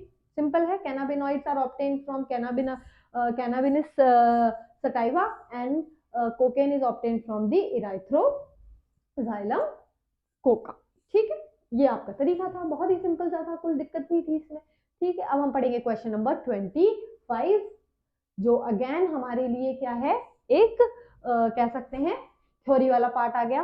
Why is predation required in community of different organism. इसमें फिर अगेन कोई भी डायरेक्ट क्वेश्चन नहीं पूछा गया है, आपकी जो ओन थिंकिंग है, आपकी जो मेंटल थिंकिंग है, उसको टेस्ट करने के लिए इकोसिस्टम वाले चैप्टर से, बायोडाइवर्सिटी वाले चैप्टर से ये ऐसे क्वेश्चन पूछे जाते हैं। क्यों जरूरी होता है भाई, है ना, क्यों जरूरी होता है? जाहिर सी बात है ना कि अगर प्रिडेशन नहीं होगा डिफरेंट डिफरेंट कम्युनिटी में, तो एक एग्जाम्पल में लेके बताऊं अगर आपको, कि मान लो अगर ग्रास होपर जो है वो ग्रास को खा रहा है, ठीक है, अगर ग्रास को वो खा रहा है और ग्रास होपर को खाने वाला स्नेक अगर है ही नहीं, तो क्या होगा, सारी जो ग्रास होपर तो फिर बहुत सारे हो जाएंगे ना, और फिर ग्रास होपर होंगे तो वो जो क्रॉप्स हैं उसको भी खा जाएंगे, ग्रास को भी खा जाएंगे। जाहिर सी बात है, रैट को खाने वाला अगर कोई नहीं होगा तो फिर रैट की पॉपुलेशन इंक्रीज हो जाएगी, रैट की पॉपुलेशन इंक्रीज होते ही वो तो सारे ग्रेन्स खा जाएंगे अपने, है ना। तो इसीलिए इट इज रिक्वायर्ड कि प्रिडेशन हर डिफरेंट कम्युनिटी में जरूरी होता है, सो दैट इकोलॉजिकल जो बैलेंस है वो बना रहे। ठीक है, ये आप सबको पता है ना, लेकिन आपको आंसर लिखने का तरीका नहीं पता है, उसके लिए I will show how you have to write down the answer. ठीक है, explain birth rate in a population by taking a suitable example. आपको एक बर्थ रेट, सबको पता है बर्थ रेट क्या होती है, एक पूरे और हम बोल सकते हैं कि पॉपुलेशन में कितने लोगों का बर्थ हुआ है पर कैपिटा, ठीक है, that is what is the birth rate. ठीक है, अब आपको एक एग्जांपल लेके इसको समझाना है, that you will see. Write the other two characters which only a population show but not the individual.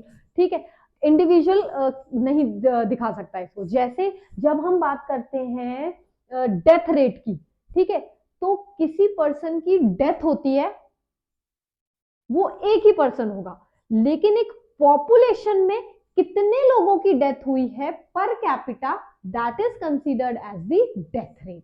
समझ में आया? ठीक है ना। अब आप इसका आंसर देख लो एक बार किस तरीके से लिखना है इसको, है ना, कोई दिक्कत वाली बात नहीं। देखो, predators play an important role in the community, they act as conduits for the energy transfer across the trophic level. Energy transfer भी तो होनी चाहिए। फिर predators keep prey population under control, they are used for biological control of weeds and pests. Predators helps in maintaining in species diversity, they helps in growth of, देखो 4 points are given, you can take a screenshot, बहुत important question था ये उस chapter से। ठीक है, उसके बाद में बर्थ रेट मैंने आपको बता दिया, refers to the per capita birth, that is average number of individual produced per unit time. For example, if in a जल्दी से फटाफट अब देखो सेक्स रेशियो भी दे दिया, डेथ रेट है, एक सेक्स रेशियो। अगर कोई एक इंडिविजुअल बात करेगा तो वो कहेगा कि मैं फीमेल हूं, मैं मेल हूं, ठीक है, लेकिन एक पॉपुलेशन में ये देखा जाए कि कितने मेल हैं कितने फीमेल है, that is what is considered as sex ratio. तो पॉपुलेशन में सेक्स रेशियो माना जाएगा। ठीक है, an individual has an sex but a population has sex ratio, that is number of female and male per 1000 individual. आगे समझ में? This is the way you can write down this. ठीक है बच्चों, अब हम करेंगे क्वेश्चन नंबर 26। बहुत ही सिंपल सा क्वेश्चन है। देखो ये भी अगेन एनसीईआरटी का ही डायग्राम है, आपको यहाँ पे कुछ नहीं पूछा है, आपको सिर्फ और सिर्फ हार्मोन के बारे में बताना है, इनकी लेबलिंग बतानी है। Name the hormone that helps in growth of A B C. अब क्या होता है आपको पता होना चाहिए, ए क्या होता है, बी क्या होता है और सी क्या होता है, उन हार्मोन्स के नाम बताने हैं आपको। Name the hormone secreted by A and B. अगर आपको ए और बी नहीं पता है तो आप क्या बताओगे फिर? ठीक है, इसीलिए मैंने आपसे कहा है कि एनसीईआरटी के सारे डायग्राम्स में आपको लेबलिंग विद डायग्राम की प्रैक्टिस करनी, क्योंकि आप डायग्राम की प्रैक्टिस नहीं करोगे तो आप लेबलिंग भी नहीं कर पाओगे। ठीक है, तो आपको लेबलिंग भी करनी है अच्छे से, तभी आप इस टाइप के क्वेश्चंस को सॉल्व कर पाओगे। State the role of hormone produced by D. देखो हर चीज लेबलिंग के ऊपर ही पूछी है। ठीक है, अब आप देख लो कौन कौन से क्या क्या हार्मोन है।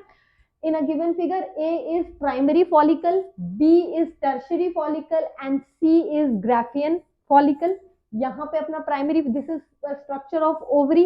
ओवरी के अंदर हमारे प्राइमरी फॉलिकल होते हैं, ठीक है, उसके बाद में वो सेकेंडरी में बदलता है, फिर वो टर्शरी में बदलता है, टर्शरी के बाद में वो ग्राफियन में आता है। तो यहाँ पे आ गया primary follicle, secondary sorry tertiary follicle, and this is the Graafian follicle. Graafian follicle से जो ओवम होगा वो रिलीज हो जाएगा, और ये ग्राफियन फॉलिकल अपने आप को क्या बना लेगा, बाद में उसके छोटे छोटे टुकड़ों से जोड़ के क्या बनाता है उसके बाद में बच्चों, उसके बाद में वो बना लेता है अपना कॉर्पस ल्यूटियम। इस वाले पार्ट को हम कॉर्पस ल्यूटियम बोलेंगे, इन इसको। ठीक है, अब कॉर्पस ल्यूटियम से कौन सा हार्मोन रिलीज होता है आपको ये बताना है फटाफट से। ठीक है, देखो, anterior lobe of pituitary gland secrete LH and FSH. FSH का काम क्या होता है, एफएसएच का काम क्या होता है, फॉलिकल्स को स्टिमुलेट करना, ओवेरियन फॉलिकल को स्टिमुलेट करना, जो कि ए और बी से hormone secreted by A and B is the oestrogen. क्योंकि फॉलिकल जो होते हैं, देखो फॉलिकल कब बनते हैं, फॉलिकल तब बनते हैं जब एंटीरियर पिट्यूटरी से आपका एफएसएच रिलीज होता है और एलएच रिलीज होता है। फॉलिकल स्टिमुलेटिंग हार्मोन नाम में ही छुपा है, फॉलिकल बनने का तरीका, फॉलिकल स्टिमुलेटिंग हार्मोन और ल्यूटिनाइजिंग हार्मोन, इन दोनों के कारण हमारे फॉलिकल बनते हैं, और जैसे ही फॉलिकल बनते हैं तो उनसे हमारा ईस्ट्रोजन रिलीज होने लग जाता है। ठीक है, फिर D in the given figure is a corpus luteum, it secretes progesterone which helps in the maintenance of endometrium. बड़ा ही सिंपल सा क्वेश्चन था, कुछ भी नहीं था इसमें। ठीक, अब हम पढ़ेंगे question number 27, that is plasmid. कहां गया, आजा भाई। Plasmid is a boon to the biotechnology. देखो हमको पता है प्लाज्मिड बून मतलब कि बिना प्लाज्मिड के बायोटेक्नोलॉजी का कोई काम ही नहीं होता कंप्लीट। बायोटेक्नोलॉजी अगर इतनी ऊपर तक पहुंची है तो उसका मेन रीजन क्या है, उसका मेन रीजन है प्लाज्मिड। तो आपको इस स्टेटमेंट को जस्टिफाई करना है कि प्लाज्मिड में ऐसी क्या, justify this statement quoting the production of human insulin as an example. आपको ह्यूमन इंसुलिन लेना है। ह्यूमन इंसुलिन किस तरीके से बना है, देखो plasmid are extra cellular chromosome, extra cellular chromosome self replicating. इसको हम किस तरीके से बोल सकते हैं, देखो प्लाज्मिड एक्चुअली में क्या है, देखो प्लाज्मिड, वेक्टर, सर्कुलर डीएनए, ये सब चीजें एक ही होती हैं। मैं बार बार अपने बच्चों को यही बोलती हूँ कि ये सब चीजें एक ही होती है, बट जैसे जैसे उनका काम अलग अलग होता जाता है उनके नेम्स में वेरिएशन आ जाता है। जैसे वायरस अपने आप को म्यूटेशन करके वेरिएशन कर लेता है, उसी तरीके से जब हम सर्कुलर डीएनए की बात करते हैं, ये जो सर्कुलर डीएनए है, जैसे प्रोकैरियोट्स है, इसके अंदर क्या हो गया, एक सर्कुलर डीएनए हो गया।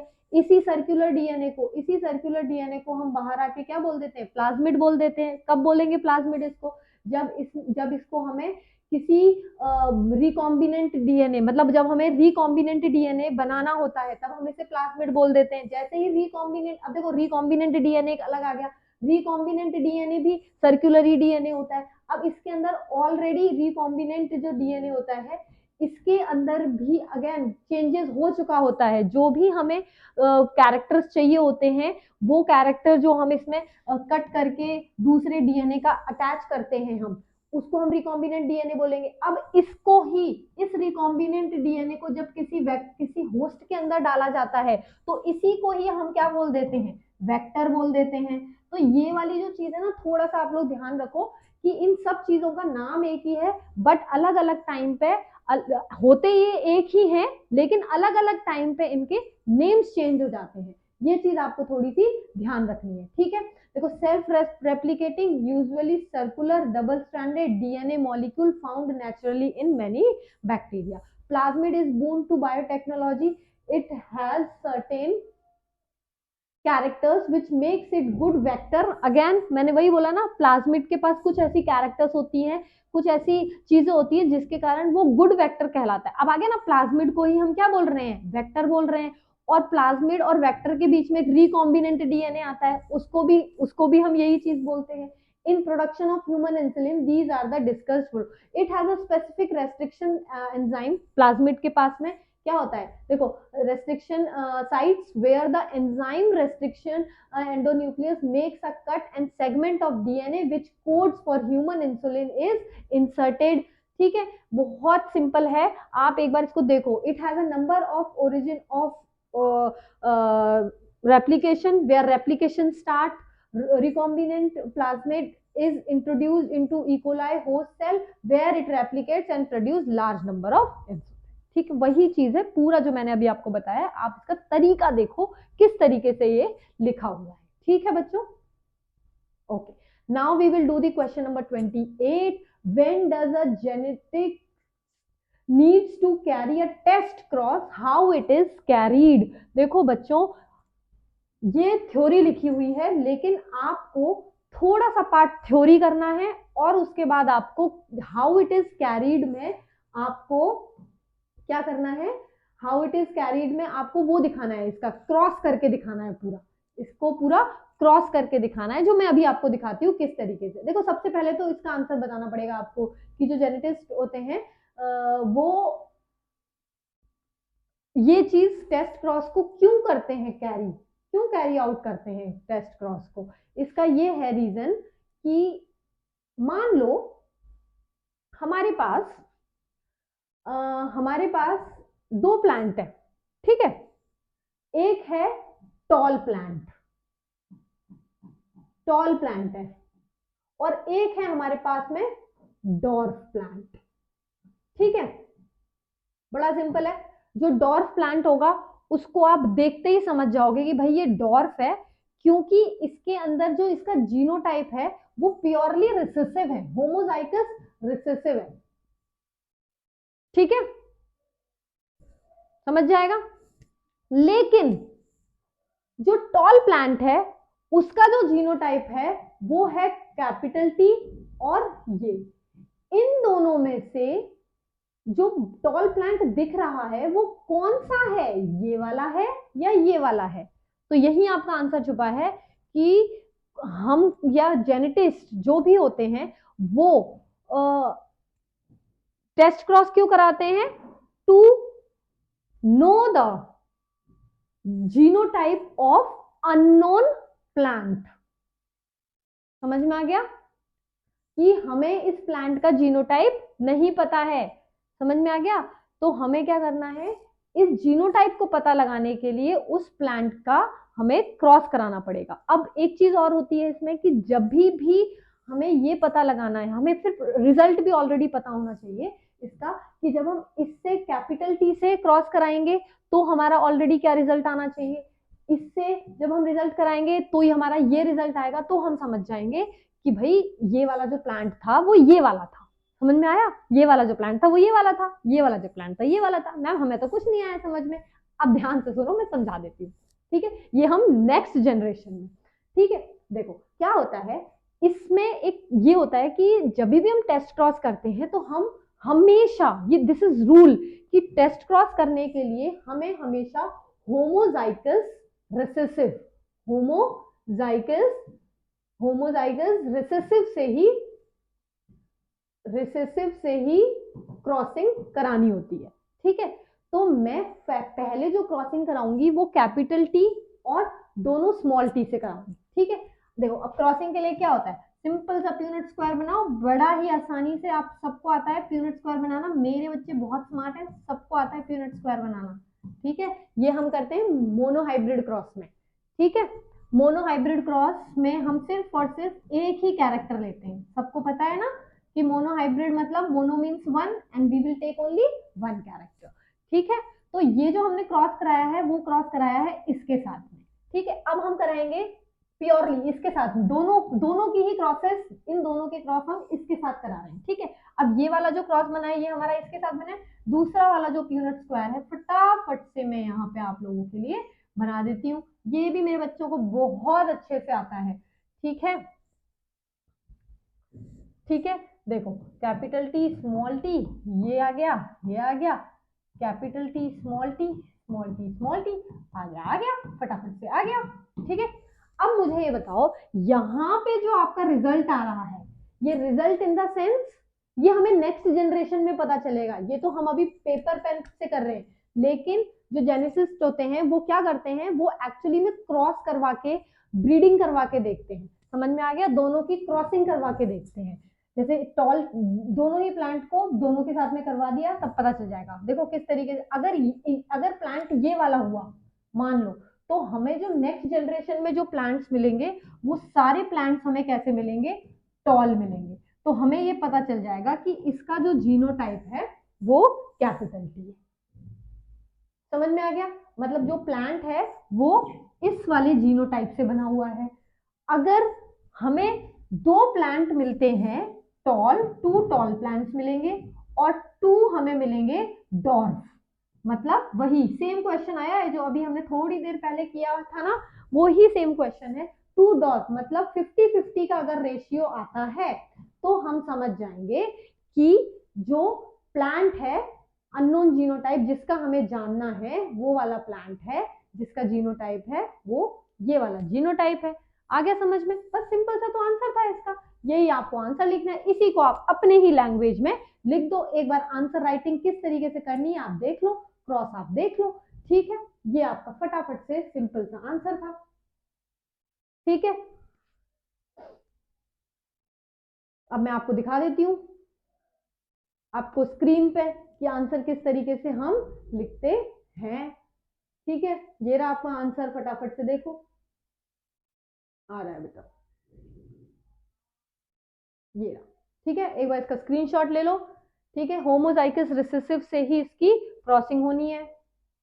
ठीक है, अब अपन बढ़ते हैं फटाफट से 29th क्वेश्चन की तरफ, जो कि है हमारा ड्रोसोफिला से रिलेटेड। इस क्वेश्चन को हमें बहुत ही ध्यान से ऑब्जर्व करना है पहले तो।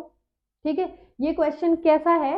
रेड आइड फीमेल, व्हाइट आइड मेल। थोड़ा सा ब्लर हो रहा है ये, ठीक है, आप एडजस्ट करना पड़े। हाँ, इतना तो है मेरे ख्याल से कि समझ में सबको आएगा कि ये रेड आइड फीमेल है, ये व्हाइट आइड मेल है। ठीक है, अब यहाँ पे रेड आइड और व्हाइट आइड से मतलब हमारा ये कहलाता है कि पेडिग्री एनालिसिस सब लोगों ने पढ़ी होगी आपके प्रैक्टिकल्स में। ठीक है, क्या होता है उसमें कि एक्स क्रोमोसोम होता है ना, एक्स और वाई दो क्रोमोसोम होते हैं, ये होता है मेल का, और जब हम बात करते हैं एक्स और एक्स ये होती है फीमेल की। तो इसमें ये खासियत है कि जो एक्स वाली क्रोमोसोम है ना वो एक्चुअली में रेड कलर की जो आई है वो रिप्रेजेंट कर रहा है, एक्स क्रोमोसोम के ऊपर ही रेड कलर रिप्रेजेंट कर रहा है। ठीक है, तो आपसे अब यहाँ पे इससे रिलेटेड क्वेश्चन क्या पूछा गया है? फर्स्ट जनरेशन ये दी हुई है, सेकेंड जनरेशन दी हुई है, ये पेरेंट्स हैं, ये फर्स्ट जनरेशन है, ये सेकेंड जनरेशन है, ये आपको ए पार्ट पूछा है, ये आपको बी पार्ट पूछा है, ये सी पूछा है, and this is D. Now you need to identify कि ए क्या है, बी क्या है, सी क्या है और इधर डी क्या है। ठीक है, अब हम फटाफट से क्वेश्चन की ओर, आंसर की ओर चलते हैं। कुछ भी नहीं है, बड़ा ही क्वेश्चन देखो, ये कह रहा है identify A B C and D from the given figure, what kind of inheritance is shown in the given figure. ठीक है, state the significance of this inheritance in the above mentioned cross. देखो इसमें आपका आएगा Chris cross inheritance, मतलब एक ऐसी disease होती है ये कि जैसे हमने कलर ब्लाइंडनेस भी पढ़ी है, एक्स एक्स रिसेसिव, जो एक्स क्रोमोसोम पे जो हम बोलते हैं कि कोई भी कैरेक्टर अगर प्रेजेंट है तो उसको हम क्रिस क्रॉस बोलेंगे। देखो यहाँ पे क्या हो रहा है, क्वेश्चन देखो आपसे पूछा है कि कौन सा वाला कैरेक्टर जा रहा है, तो ये फादर फादर से पेरेंट पे ना जाके ये जाएगा हम बोलते हैं ग्रैंडफादर से ये ग्रैंडसन पे जाती है, ये वाली जो कंडीशन होती है। फादर और मदर जो मतलब एक first generation, second parent, first generation, second generation. तो जो एक्चुअली में ये वाली जो जनरेशन होती है पेरेंट की, पेरेंट के जो ऑफस्प्रिंग होते हैं उनके पास कुछ भी नहीं जाएगा, दे आर बिल्कुल प्योरली नॉर्मल। बट इस जनरेशन से जो डिसीज जाएगी या जो भी कैरेक्टर जाएंगे वो इस जनरेशन पे जाएंगे, सेकंड वाली जनरेशन पे। ठीक है, what would happen in the given cross if the parent phenotype be reversed, that is white female and red eyed male respectively। देखो इस क्वेश्चन को अच्छे से देखो, मैं अब देखो क्या लिखा हुआ है इस क्वेश्चन में, तो स्लो क्यों हो रहा है? The given cross shows Morgan's experiment on drosophila, A is red eyed carrier female, मतलब ए। अब यहाँ पे आपको ना पेडिग्री एनालिसिस, मैं इसके ऊपर आपको अलग से वीडियो बना दूंगी, पेडिग्री एनालिसिस किस तरीके से रीड करते हैं। अभी तो आप आंसर राइटिंग देख लो कि कैरियर फीमेल अगर होती है तो फिर उससे किस तरीके से डिसीज जाता है। मैं एक वीडियो इसका भी अलग से आपको डाल दूंगी क्योंकि बच्चों को बड़ा ही कंफ्यूजन है इस वाले टॉपिक पे, तो एक बार मैं बता दूंगी। B is red-eyed male, C is Y chromosome and D is X chromosome carrying the I color gene. देखो मैंने बताया था ना, X क्रोमोसोम जो होते हैं वो I कलर का जीन कैरी करते हैं. Here the I color gene is linked to the sex chromosome and is present of X chromosome showing criss-cross inheritance. ठीक है, क्रिस क्रॉस इनहेरिटेंस बता रहा है. अब इसकी क्या सिग्निफिकेंस है? In criss cross inheritance the trait is transferred from parent to grandchild of the same sex. मतलब ग्रैंड मदर से ग्रैंड डॉटर पे जाएगा, ग्रैंड फादर से ग्रैंड सन पे जाएगा, और वो सेम ही सेक्स में जाना चाहिए. ऐसे वाला है. The father transmit his characters to his grandson through daughter while a mother transmit the trait to her granddaughter through her son. ठीक है. Now in given cross, if the parent phenotype will be reversed, that is cross between white-eyed and red-eyed male, then it will result into the red-eyed. बिल्कुल उल्टा हो जाएगा उसका. ठीक है बच्चों, ठीक है. ये आपको तरीका देख लो कैसे है. मैं इस पेडिग्री एनालिसिस को वापस से आपको समझा दूंगी. ठीक है. हालांकि आपका जो सिलेबस है ना उसमें पेडिग्री एनालिसिस थ्योरी पार्ट से कट चुका है. ये जो क्वेश्चन था आपका शायद ही आ पाए क्योंकि ये कट गया है ना. जो टॉपिक है वो आपका कहाँ चला गया, प्रैक्टिकल में चला गया है. ठीक है. तो अब आ गए अपन 30 क्वेश्चन पे. Refer to the given below flow chart that shows the sewage treatment. आप लोगों ने सीवेज ट्रीटमेंट पढ़ा है सब लोगों ने. ठीक है. सीवेज ट्रीटमेंट का ये आपका फ्लो चार्ट है. आपको सिंपल है ये फ्लो चार्ट, अगेन आपकी एनसीईआरटी में दिया हुआ है. With the reference to the above flow chart explain the role of step A in the given process, identify A, B, C and D in the given process, explain the process at step D. Simple है. आपको ये बताना है actually में क्या है. ए को identify करना है. लार्ज देखो यहाँ पे क्या है, प्राइमरी ट्रीटमेंट के बाद प्राइमरी स्लज होता है, प्राइमरी एफ्लुएंट होता है, उसके बाद में सेकेंडरी ट्रीटमेंट होता है, सेकेंडरी ट्रीटमेंट के बाद में लार्ज एरिएशन टैंक होता है. अब इस लार्ज एरिएशन टैंक में जो भी सामान होता है, जो भी मटेरियल होता है, उस मटेरियल को मैकेनिकली एग्रीगेट कराते हैं नहीं कराते हैं, तो वही आएगा मैकेनिकल एग्रीगेटर आएगा यहाँ पे. उसके बाद में जब वो बहुत तेज तेज स्पीड में घूमता है तो ऊपर से फ्लॉक्स फॉर्मेशन हो जाते हैं. फ्लॉक्स फॉर्मेशन के बाद बी आता है, बी के बाद सी. अब इन पे आपको बताओ फटाफट से. अब एक बार देख लेते हैं इसको क्या है. इसमें क्या है, what is the significance of the lobe in the. अभी अब बी अगर आपको पता होगा तभी तो आप बता पाओगे, है ना. तो फटाफट से देखो इसमें क्या है, रिड्यूस्ड बीओडी हो जाती है, क्योंकि फ्लॉक्स फॉर्मेशन के कारण जो बीओडी होती है, हम बोलते हैं कि इतनी तेज एग्रीगेशन होता है कि जो सीवेज जो होता है वो हम बोल सकते हैं कि खत्म हो गया होता है. तो जब अगर हम BOD, what is BOD, biochemical oxygen demand. ठीक है. अगर हम इसको टेस्ट करते हैं तब हमें पता चल जाता है कि सीवेज ट्रीट हुआ है या नहीं हुआ है. अगर सीवेज ट्रीट नहीं होता है तो इसकी जो डिमांड होती है वो बढ़ती रहती है, इंक्रीज होती है, और अगर कम आ रहा है ये रिड्यूस होके, मतलब सीवेज भी आपका कम हो गया है. तो वही हुआ है फ्लॉक फॉर्मेशन के बाद में. फिर एक्टिवेटेड स्लज आ जाता है. फिर एनारोबिक सर्ज डाइजेस्टर. हाँ, स्टेप ए में आप देख लो मैकेनिकल एग्रीगेशन है. स्टेप डी में अब तरीका देखो, सबको पता है ये क्या होता है. ठीक है. Other kind of bacteria which grows anaerobically digest and the bacteria and the fungi in the sludge. फटाफट से इसकी स्क्रीनशॉट ले लो. आपको वे ऑफ राइटिंग पता करना है, किस तरीके से लिखना है. हाँ, तो अब अपन आ गए हैं सेक्शन ई, जो कि हमारे 5 मार्क्स के क्वेश्चंस हैं. और यहाँ पे हमें कुछ क्वेश्चंस ऐसे केस बेस्ड भी मिलेंगे. तो मैं आपको पहले एक चीज बता दूं कि जब हम केस बेस्ड क्वेश्चंस करते हैं तो उन केस बेस्ड क्वेश्चंस में क्या होता है कि ये वाला पार्ट, मतलब आपको 5-6 लाइंस दे दी जाएंगी, बट डोंट थिंक कि आपका जो आंसर है वो 5-6 लाइन पे ही बेस्ड है.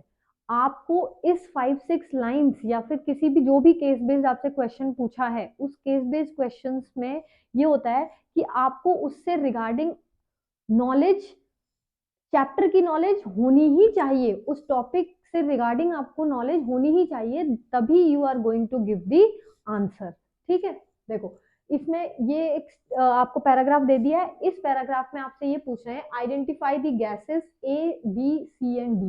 एन एक्सपेरिमेंट एक्स, आपको एक्स एक्सपेरिमेंट पता ही नहीं है तो आप कैसे करेंगे सॉल्व इसको. ठीक है.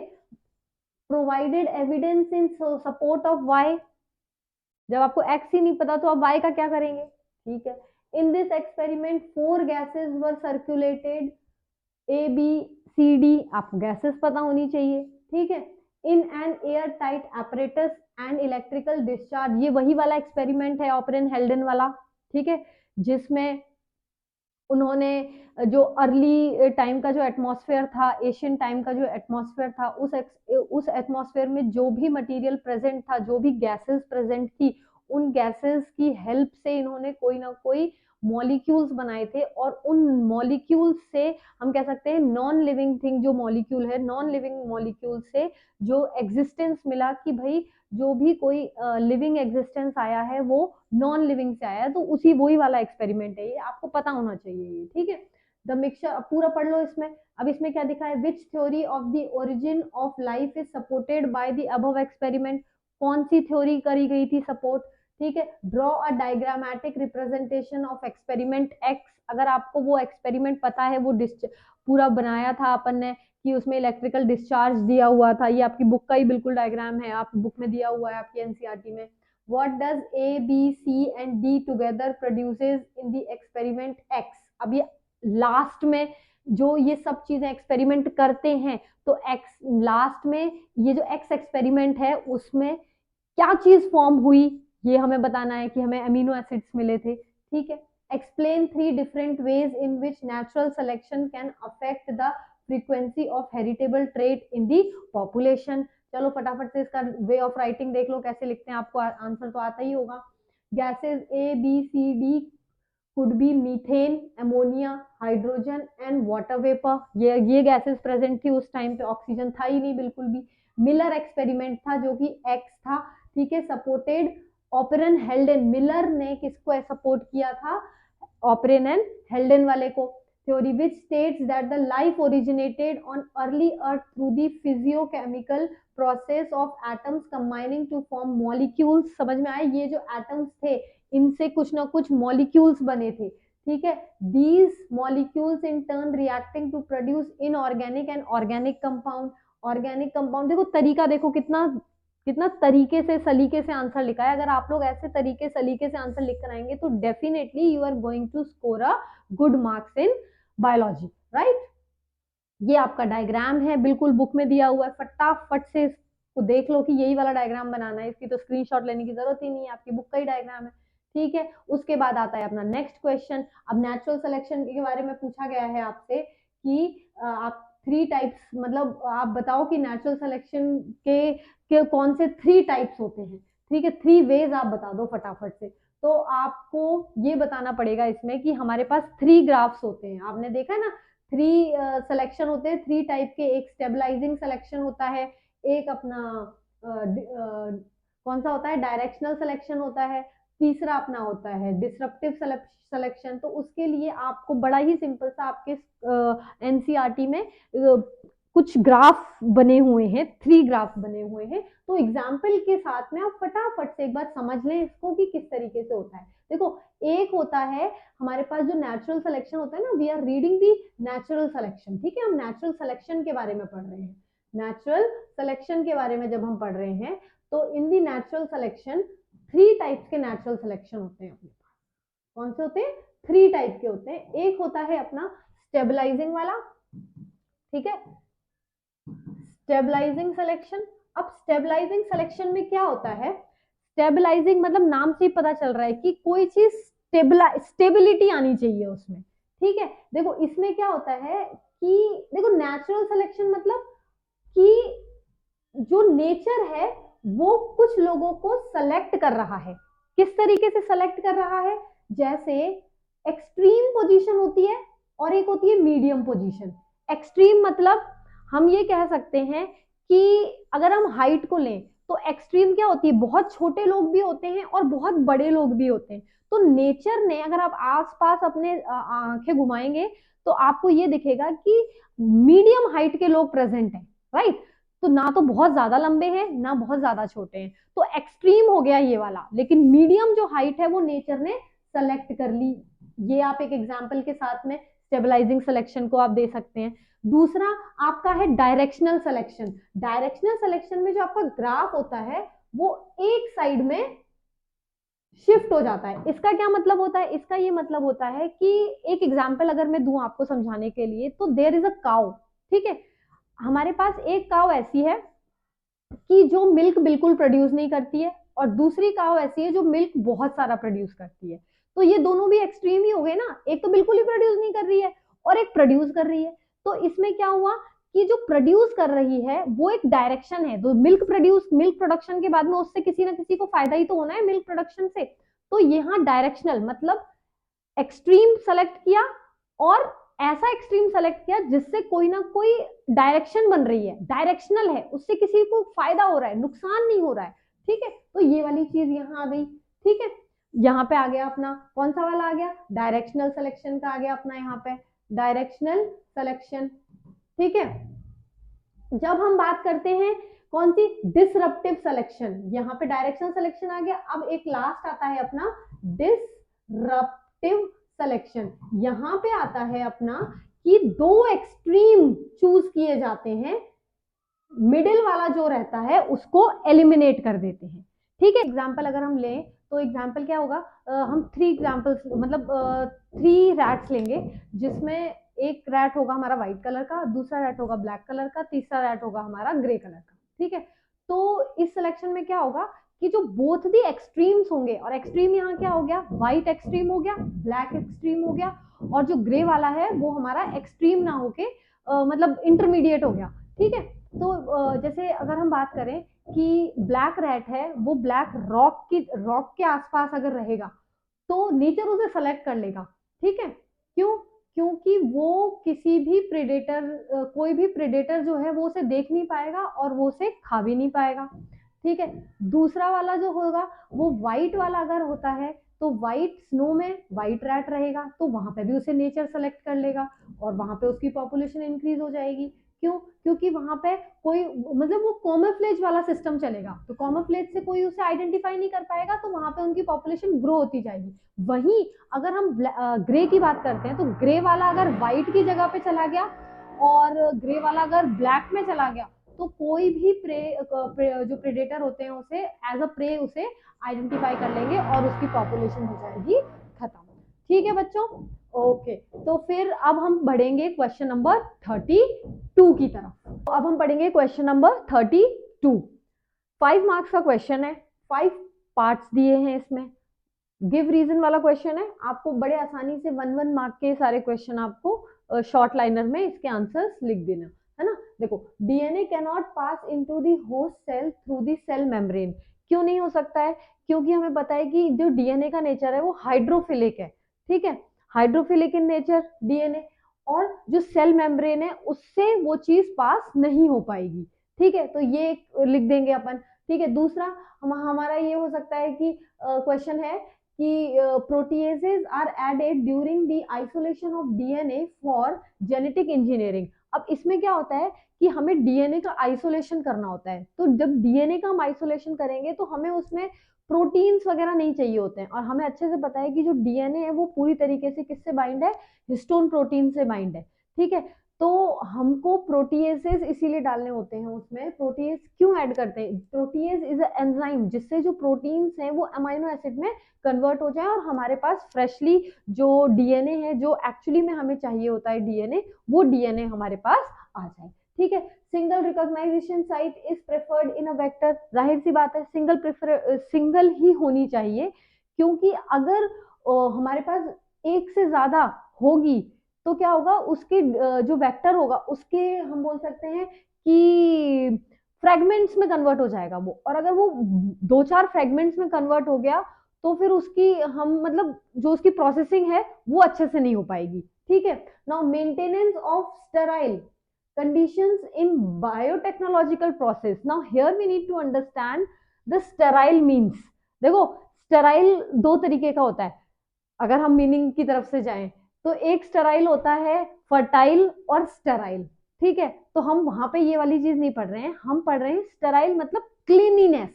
हम जब कभी भी बायोटेक्नोलॉजी का कोई भी प्रोसेस करते हैं तो उसके जो इंस्ट्रूमेंट्स हैं वो बिल्कुल ही हमें स्टेराइल रखने हैं। स्टेराइल मतलब बिल्कुल ही क्लीन रखने हैं, जिससे कि हमें एक्चुअली में जिस चीज के ऊपर एक्सपेरिमेंट करना है या जो माइक्रोब हमें ग्रोथ करवानी है, सिर्फ वही चीज उसमें हो। क्योंकि अगर हम स्टराइल कंडीशन नहीं रखेंगे तो होगा क्या कि अननेसेसरी वाले जो दूसरे, because we very well know कि पूरी सराउंडिंग में कहीं ना कोई माइक्रो ऑर्गेनिज्म तो मिल ही जाता है, ठीक है। तो अगर हम स्टेराइल कंडीशन नहीं रखेंगे तो कोई ऐसा माइक्रो ऑर्गेनिज्म भी साथ में ग्रो हो जाएगा जिसकी हमें कोई रिक्वायरमेंट नहीं है। तो इसीलिए it is very very necessary कि हम जो प्रोसेस में स्टेराइल कंडीशन हम करें, जो भी इंस्ट्रूमेंट हम यूज कर रहे हैं वो स्टेराइल हो, हमारे स्टेराइल मतलब क्लीन, ठीक है।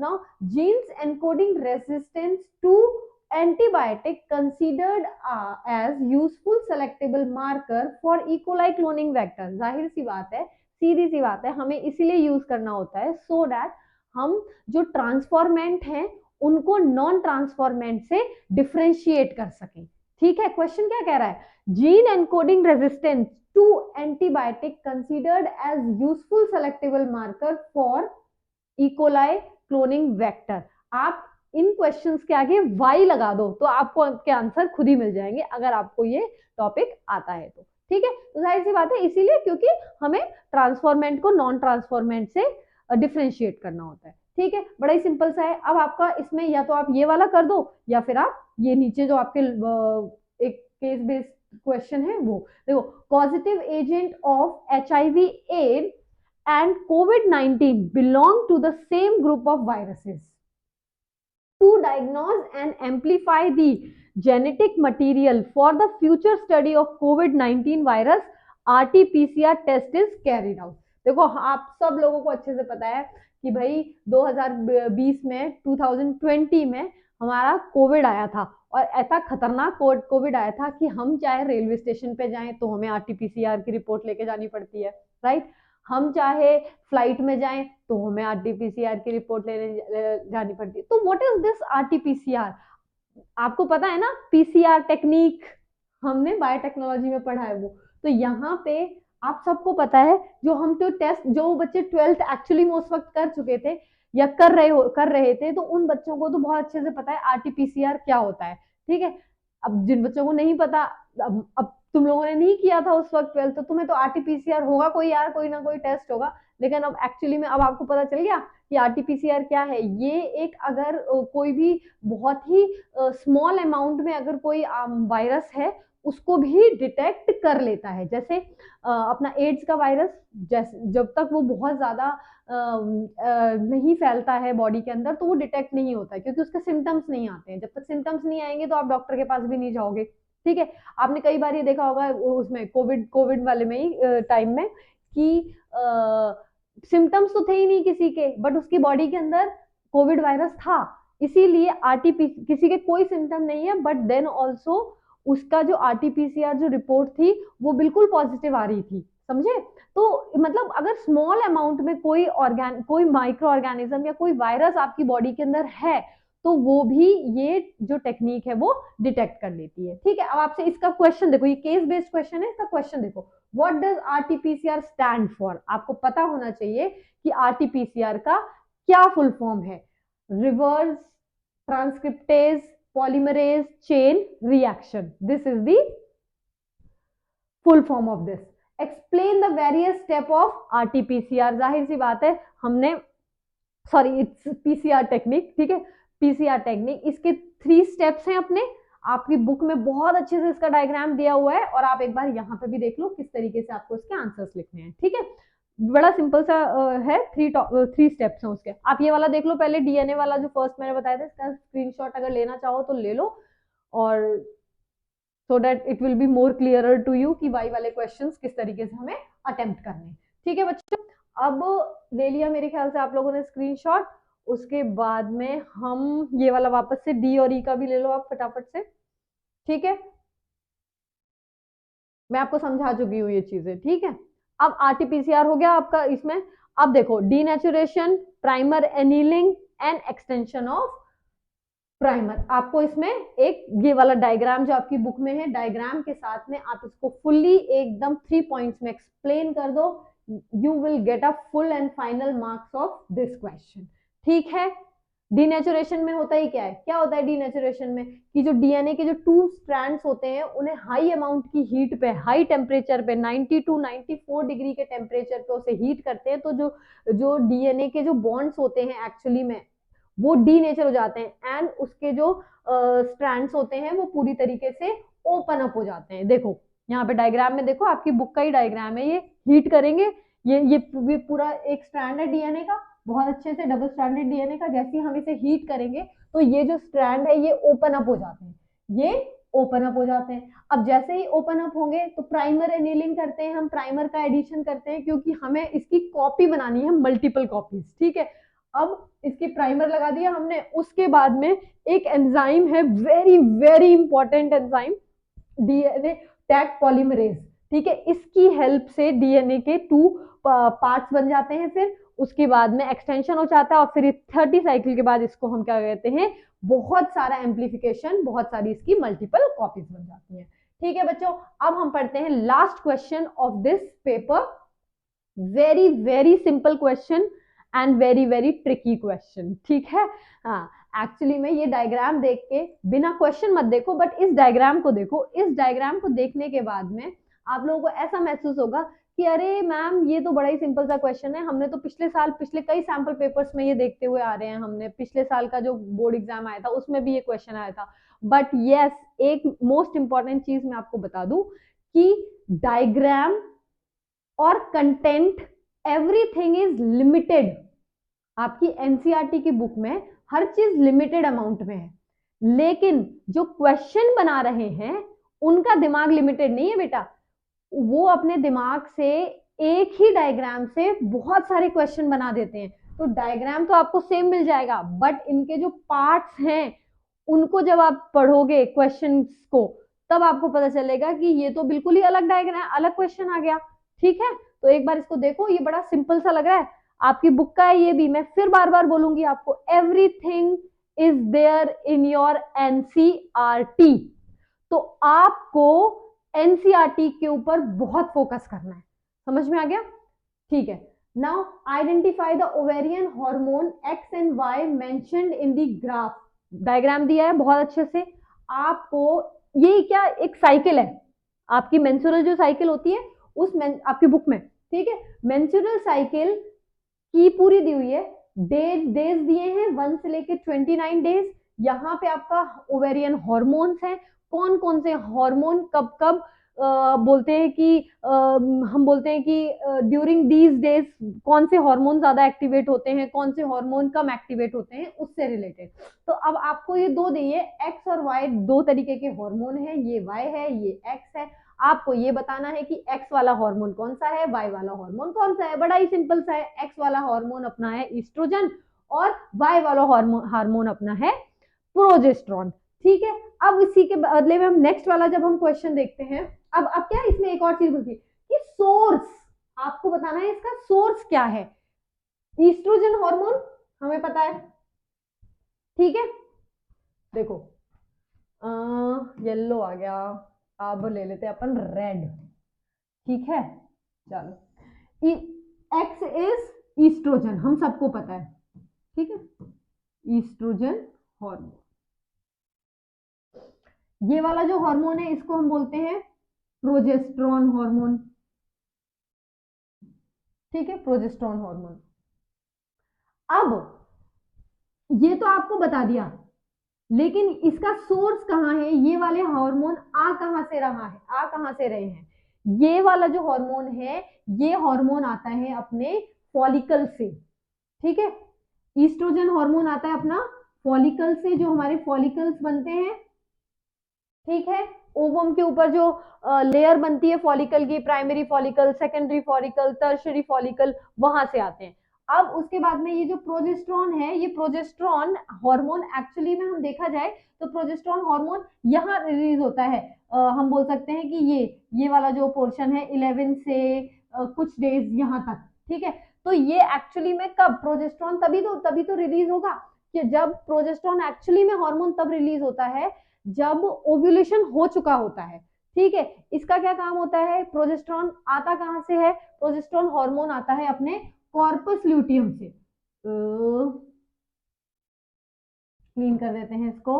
प्रोजेस्टेरॉन जो हार्मोन आता है वो आता है अपना, ये है अपना प्रोजेस्टेरॉन, प्रोजेस्टेरॉन, और ये आता है अपना कहाँ से, कॉर्पस ल्यूटियम, कॉर्पस ल्यूटियम से आता है। अब ये कॉर्पस ल्यूटियम कहाँ से आता है, कॉर्पस ल्यूटियम आता है अपना यहाँ पे जो ग्राफियन फॉलिकल्स है होते हैं ना, मेन ओवम है ये, ओवम जैसे ही रिलीज होगा तो ये ग्राफियन फॉलिकल के छोटे छोटे छोटे छोटे छोटे छोटे छोटे छोटे टुकड़े जो बच जाते हैं, जो रप्चर पार्ट होते हैं, ये एक साथ मिलके कॉर्पस ल्यूटियम बना लेते हैं, और इस कॉर्पस ल्यूटियम से रिलीज होता है प्रोजेस्टेरॉन हार्मोन। तो आपको ये ध्यान रखना है कि इनके सोर्सेज क्या हैं। ठीक है बच्चों, अब हम पढ़ेंगे नेक्स्ट वाला पार्ट इसका, correlate and describe the uterine event that takes place according to the ovarian hormone level X and Y mentioned in the graph। अब ध्यान से सुनना, बिल्कुल ये क्वेश्चन ध्यान से सुनना भी, और जब आप क्वेश्चन पेपर सॉल्व करें तो आपको ध्यान से इस टाइप के क्वेश्चंस को पढ़ना भी है। यहाँ पे आपसे पूछा गया है कि यूट्राइन इवेंट आपके मींस जो यूट्रस होता है उसके अंदर क्या क्या इवेंट होते हैं during these days, 6 to 5 days, 16 to 25th day and 26 to 28 days. Very very simple, कुछ भी नहीं है, आप सबको पता है 1 to 5th डे, 1 to जो 5th डे है, 1 से लेकर 5th डे तक तो मेंस्ट्रुएशन साइकिल मतलब जो रप्चर होती है एंडोमेटेरियम वॉल, वो उसका जो रिलीज आउट होता है in the form of blood, वो हो रहा होता है।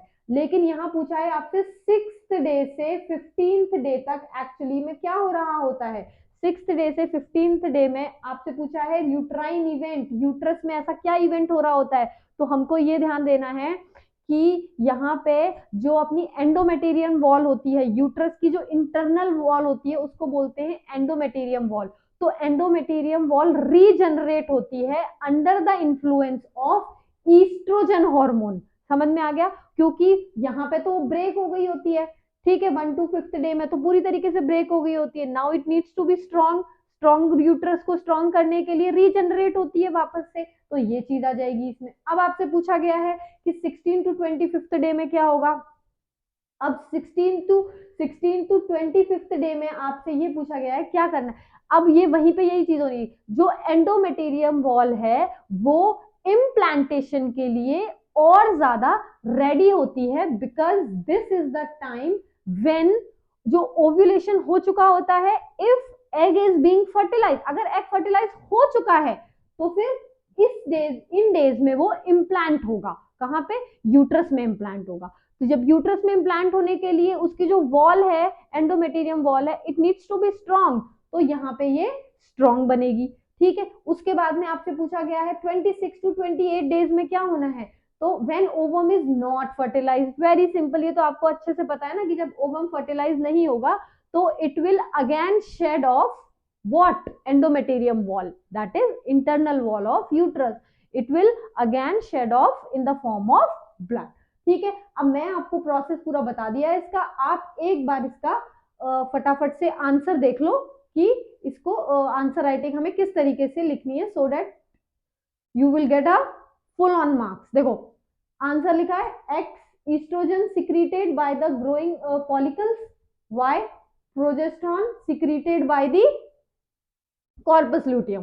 ठीक है, दे रहा यू, अब फटाफट से इसका स्क्रीनशॉट ले लो फटाफट से, ठीक है, कोई दिक्कत वाली बात नहीं है, यहाँ पे आप सेम चीज वही मैंने जो एक्सप्लेन करी है आपको वो चीज है। ठीक है, अब आप इसका और वाला क्वेश्चन देख लें फटाफट से, ये रहा।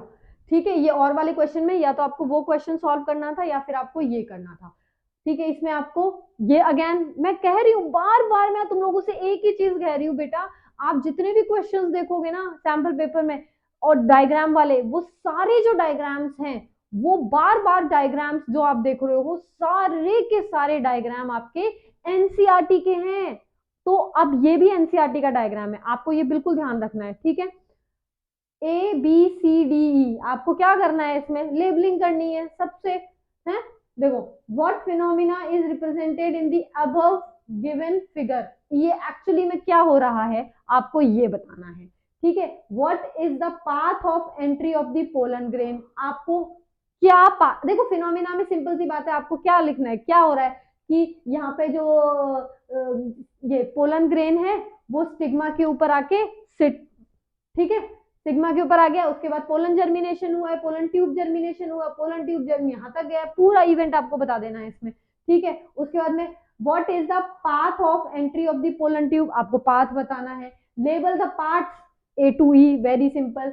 What will happen after entering the pollen into the one of the synergid, क्या होने वाला है अगर एक जो पोलन है अगर वो गया अंदर तो क्या होने वाला है, जाहिर सी बात है जाइगोट फॉर्मेशन होगा और एंडोस्पर्म फॉर्मेशन होगा, ठीक है। अब फटाफट से इसको देखो, बहुत सिंपल क्वेश्चन था ये, इसमें कुछ था नहीं, बस टू दी पॉइंट थे। पाथ देखो, ये रहा, the given figure represent LS of pistol showing the path of pollen tube growth, ठीक है। अब इसका आपने पाथ बताना है कि पोलन ट्यूब कहां पे डिपॉजिट हुए हैं, स्टिग्मा पे हुए हैं। देखो सबसे अच्छा तरीका है ये फ्लो चार्ट, अगर कोई पाथ आपसे पूछ रहा है तो आप फ्लो चार्ट बनाकर आओ, इस तरीके से आपको टीचर को भी जो चेकिंग कर रहा है उसे भी कोई दिक्कत नहीं होगी, और आप तो अपनी तरफ से कॉन्फिडेंट हो ही, क्योंकि आपने तो बिल्कुल करेक्ट आंसर दिया है, ठीक है। Pollen tube grows towards the style, फिर उसके बाद enter into the ovule through the micropyle, ये पूरा पाथ बताना है आपको। Enter into the synergid through filiform apparatus, ठीक है, बस इतना बता दिया। अब यहाँ पे आपने देख लो पोलन ट्यूब, एंटीपोडल, अब ये वाला जो प्रोसेस है ये आप देख लो कि डबल फर्टिलाइजेशन होता है, सिनगैमी होती है, पूरा प्रोसेस लिख कर आ जाओ इसमें फटाफट से पॉइंट्स में, ठीक है। सो इसके साथ ही हमारा आज का जो लेक्चर है और सैंपल पेपर 2 है वो बिल्कुल खत्म हो जाता है। If you find this video helpful, और अगर वाकई में आपको ऐसा लगता है कि आप बहुत अच्छे से इन सैंपल पेपर को सॉल्व कर पा रहे हो और आपकी कुछ ना कुछ हेल्प हो रही है इस चीज से, तो like share and subscribe, I will be very thankful to you. Thank you so much children.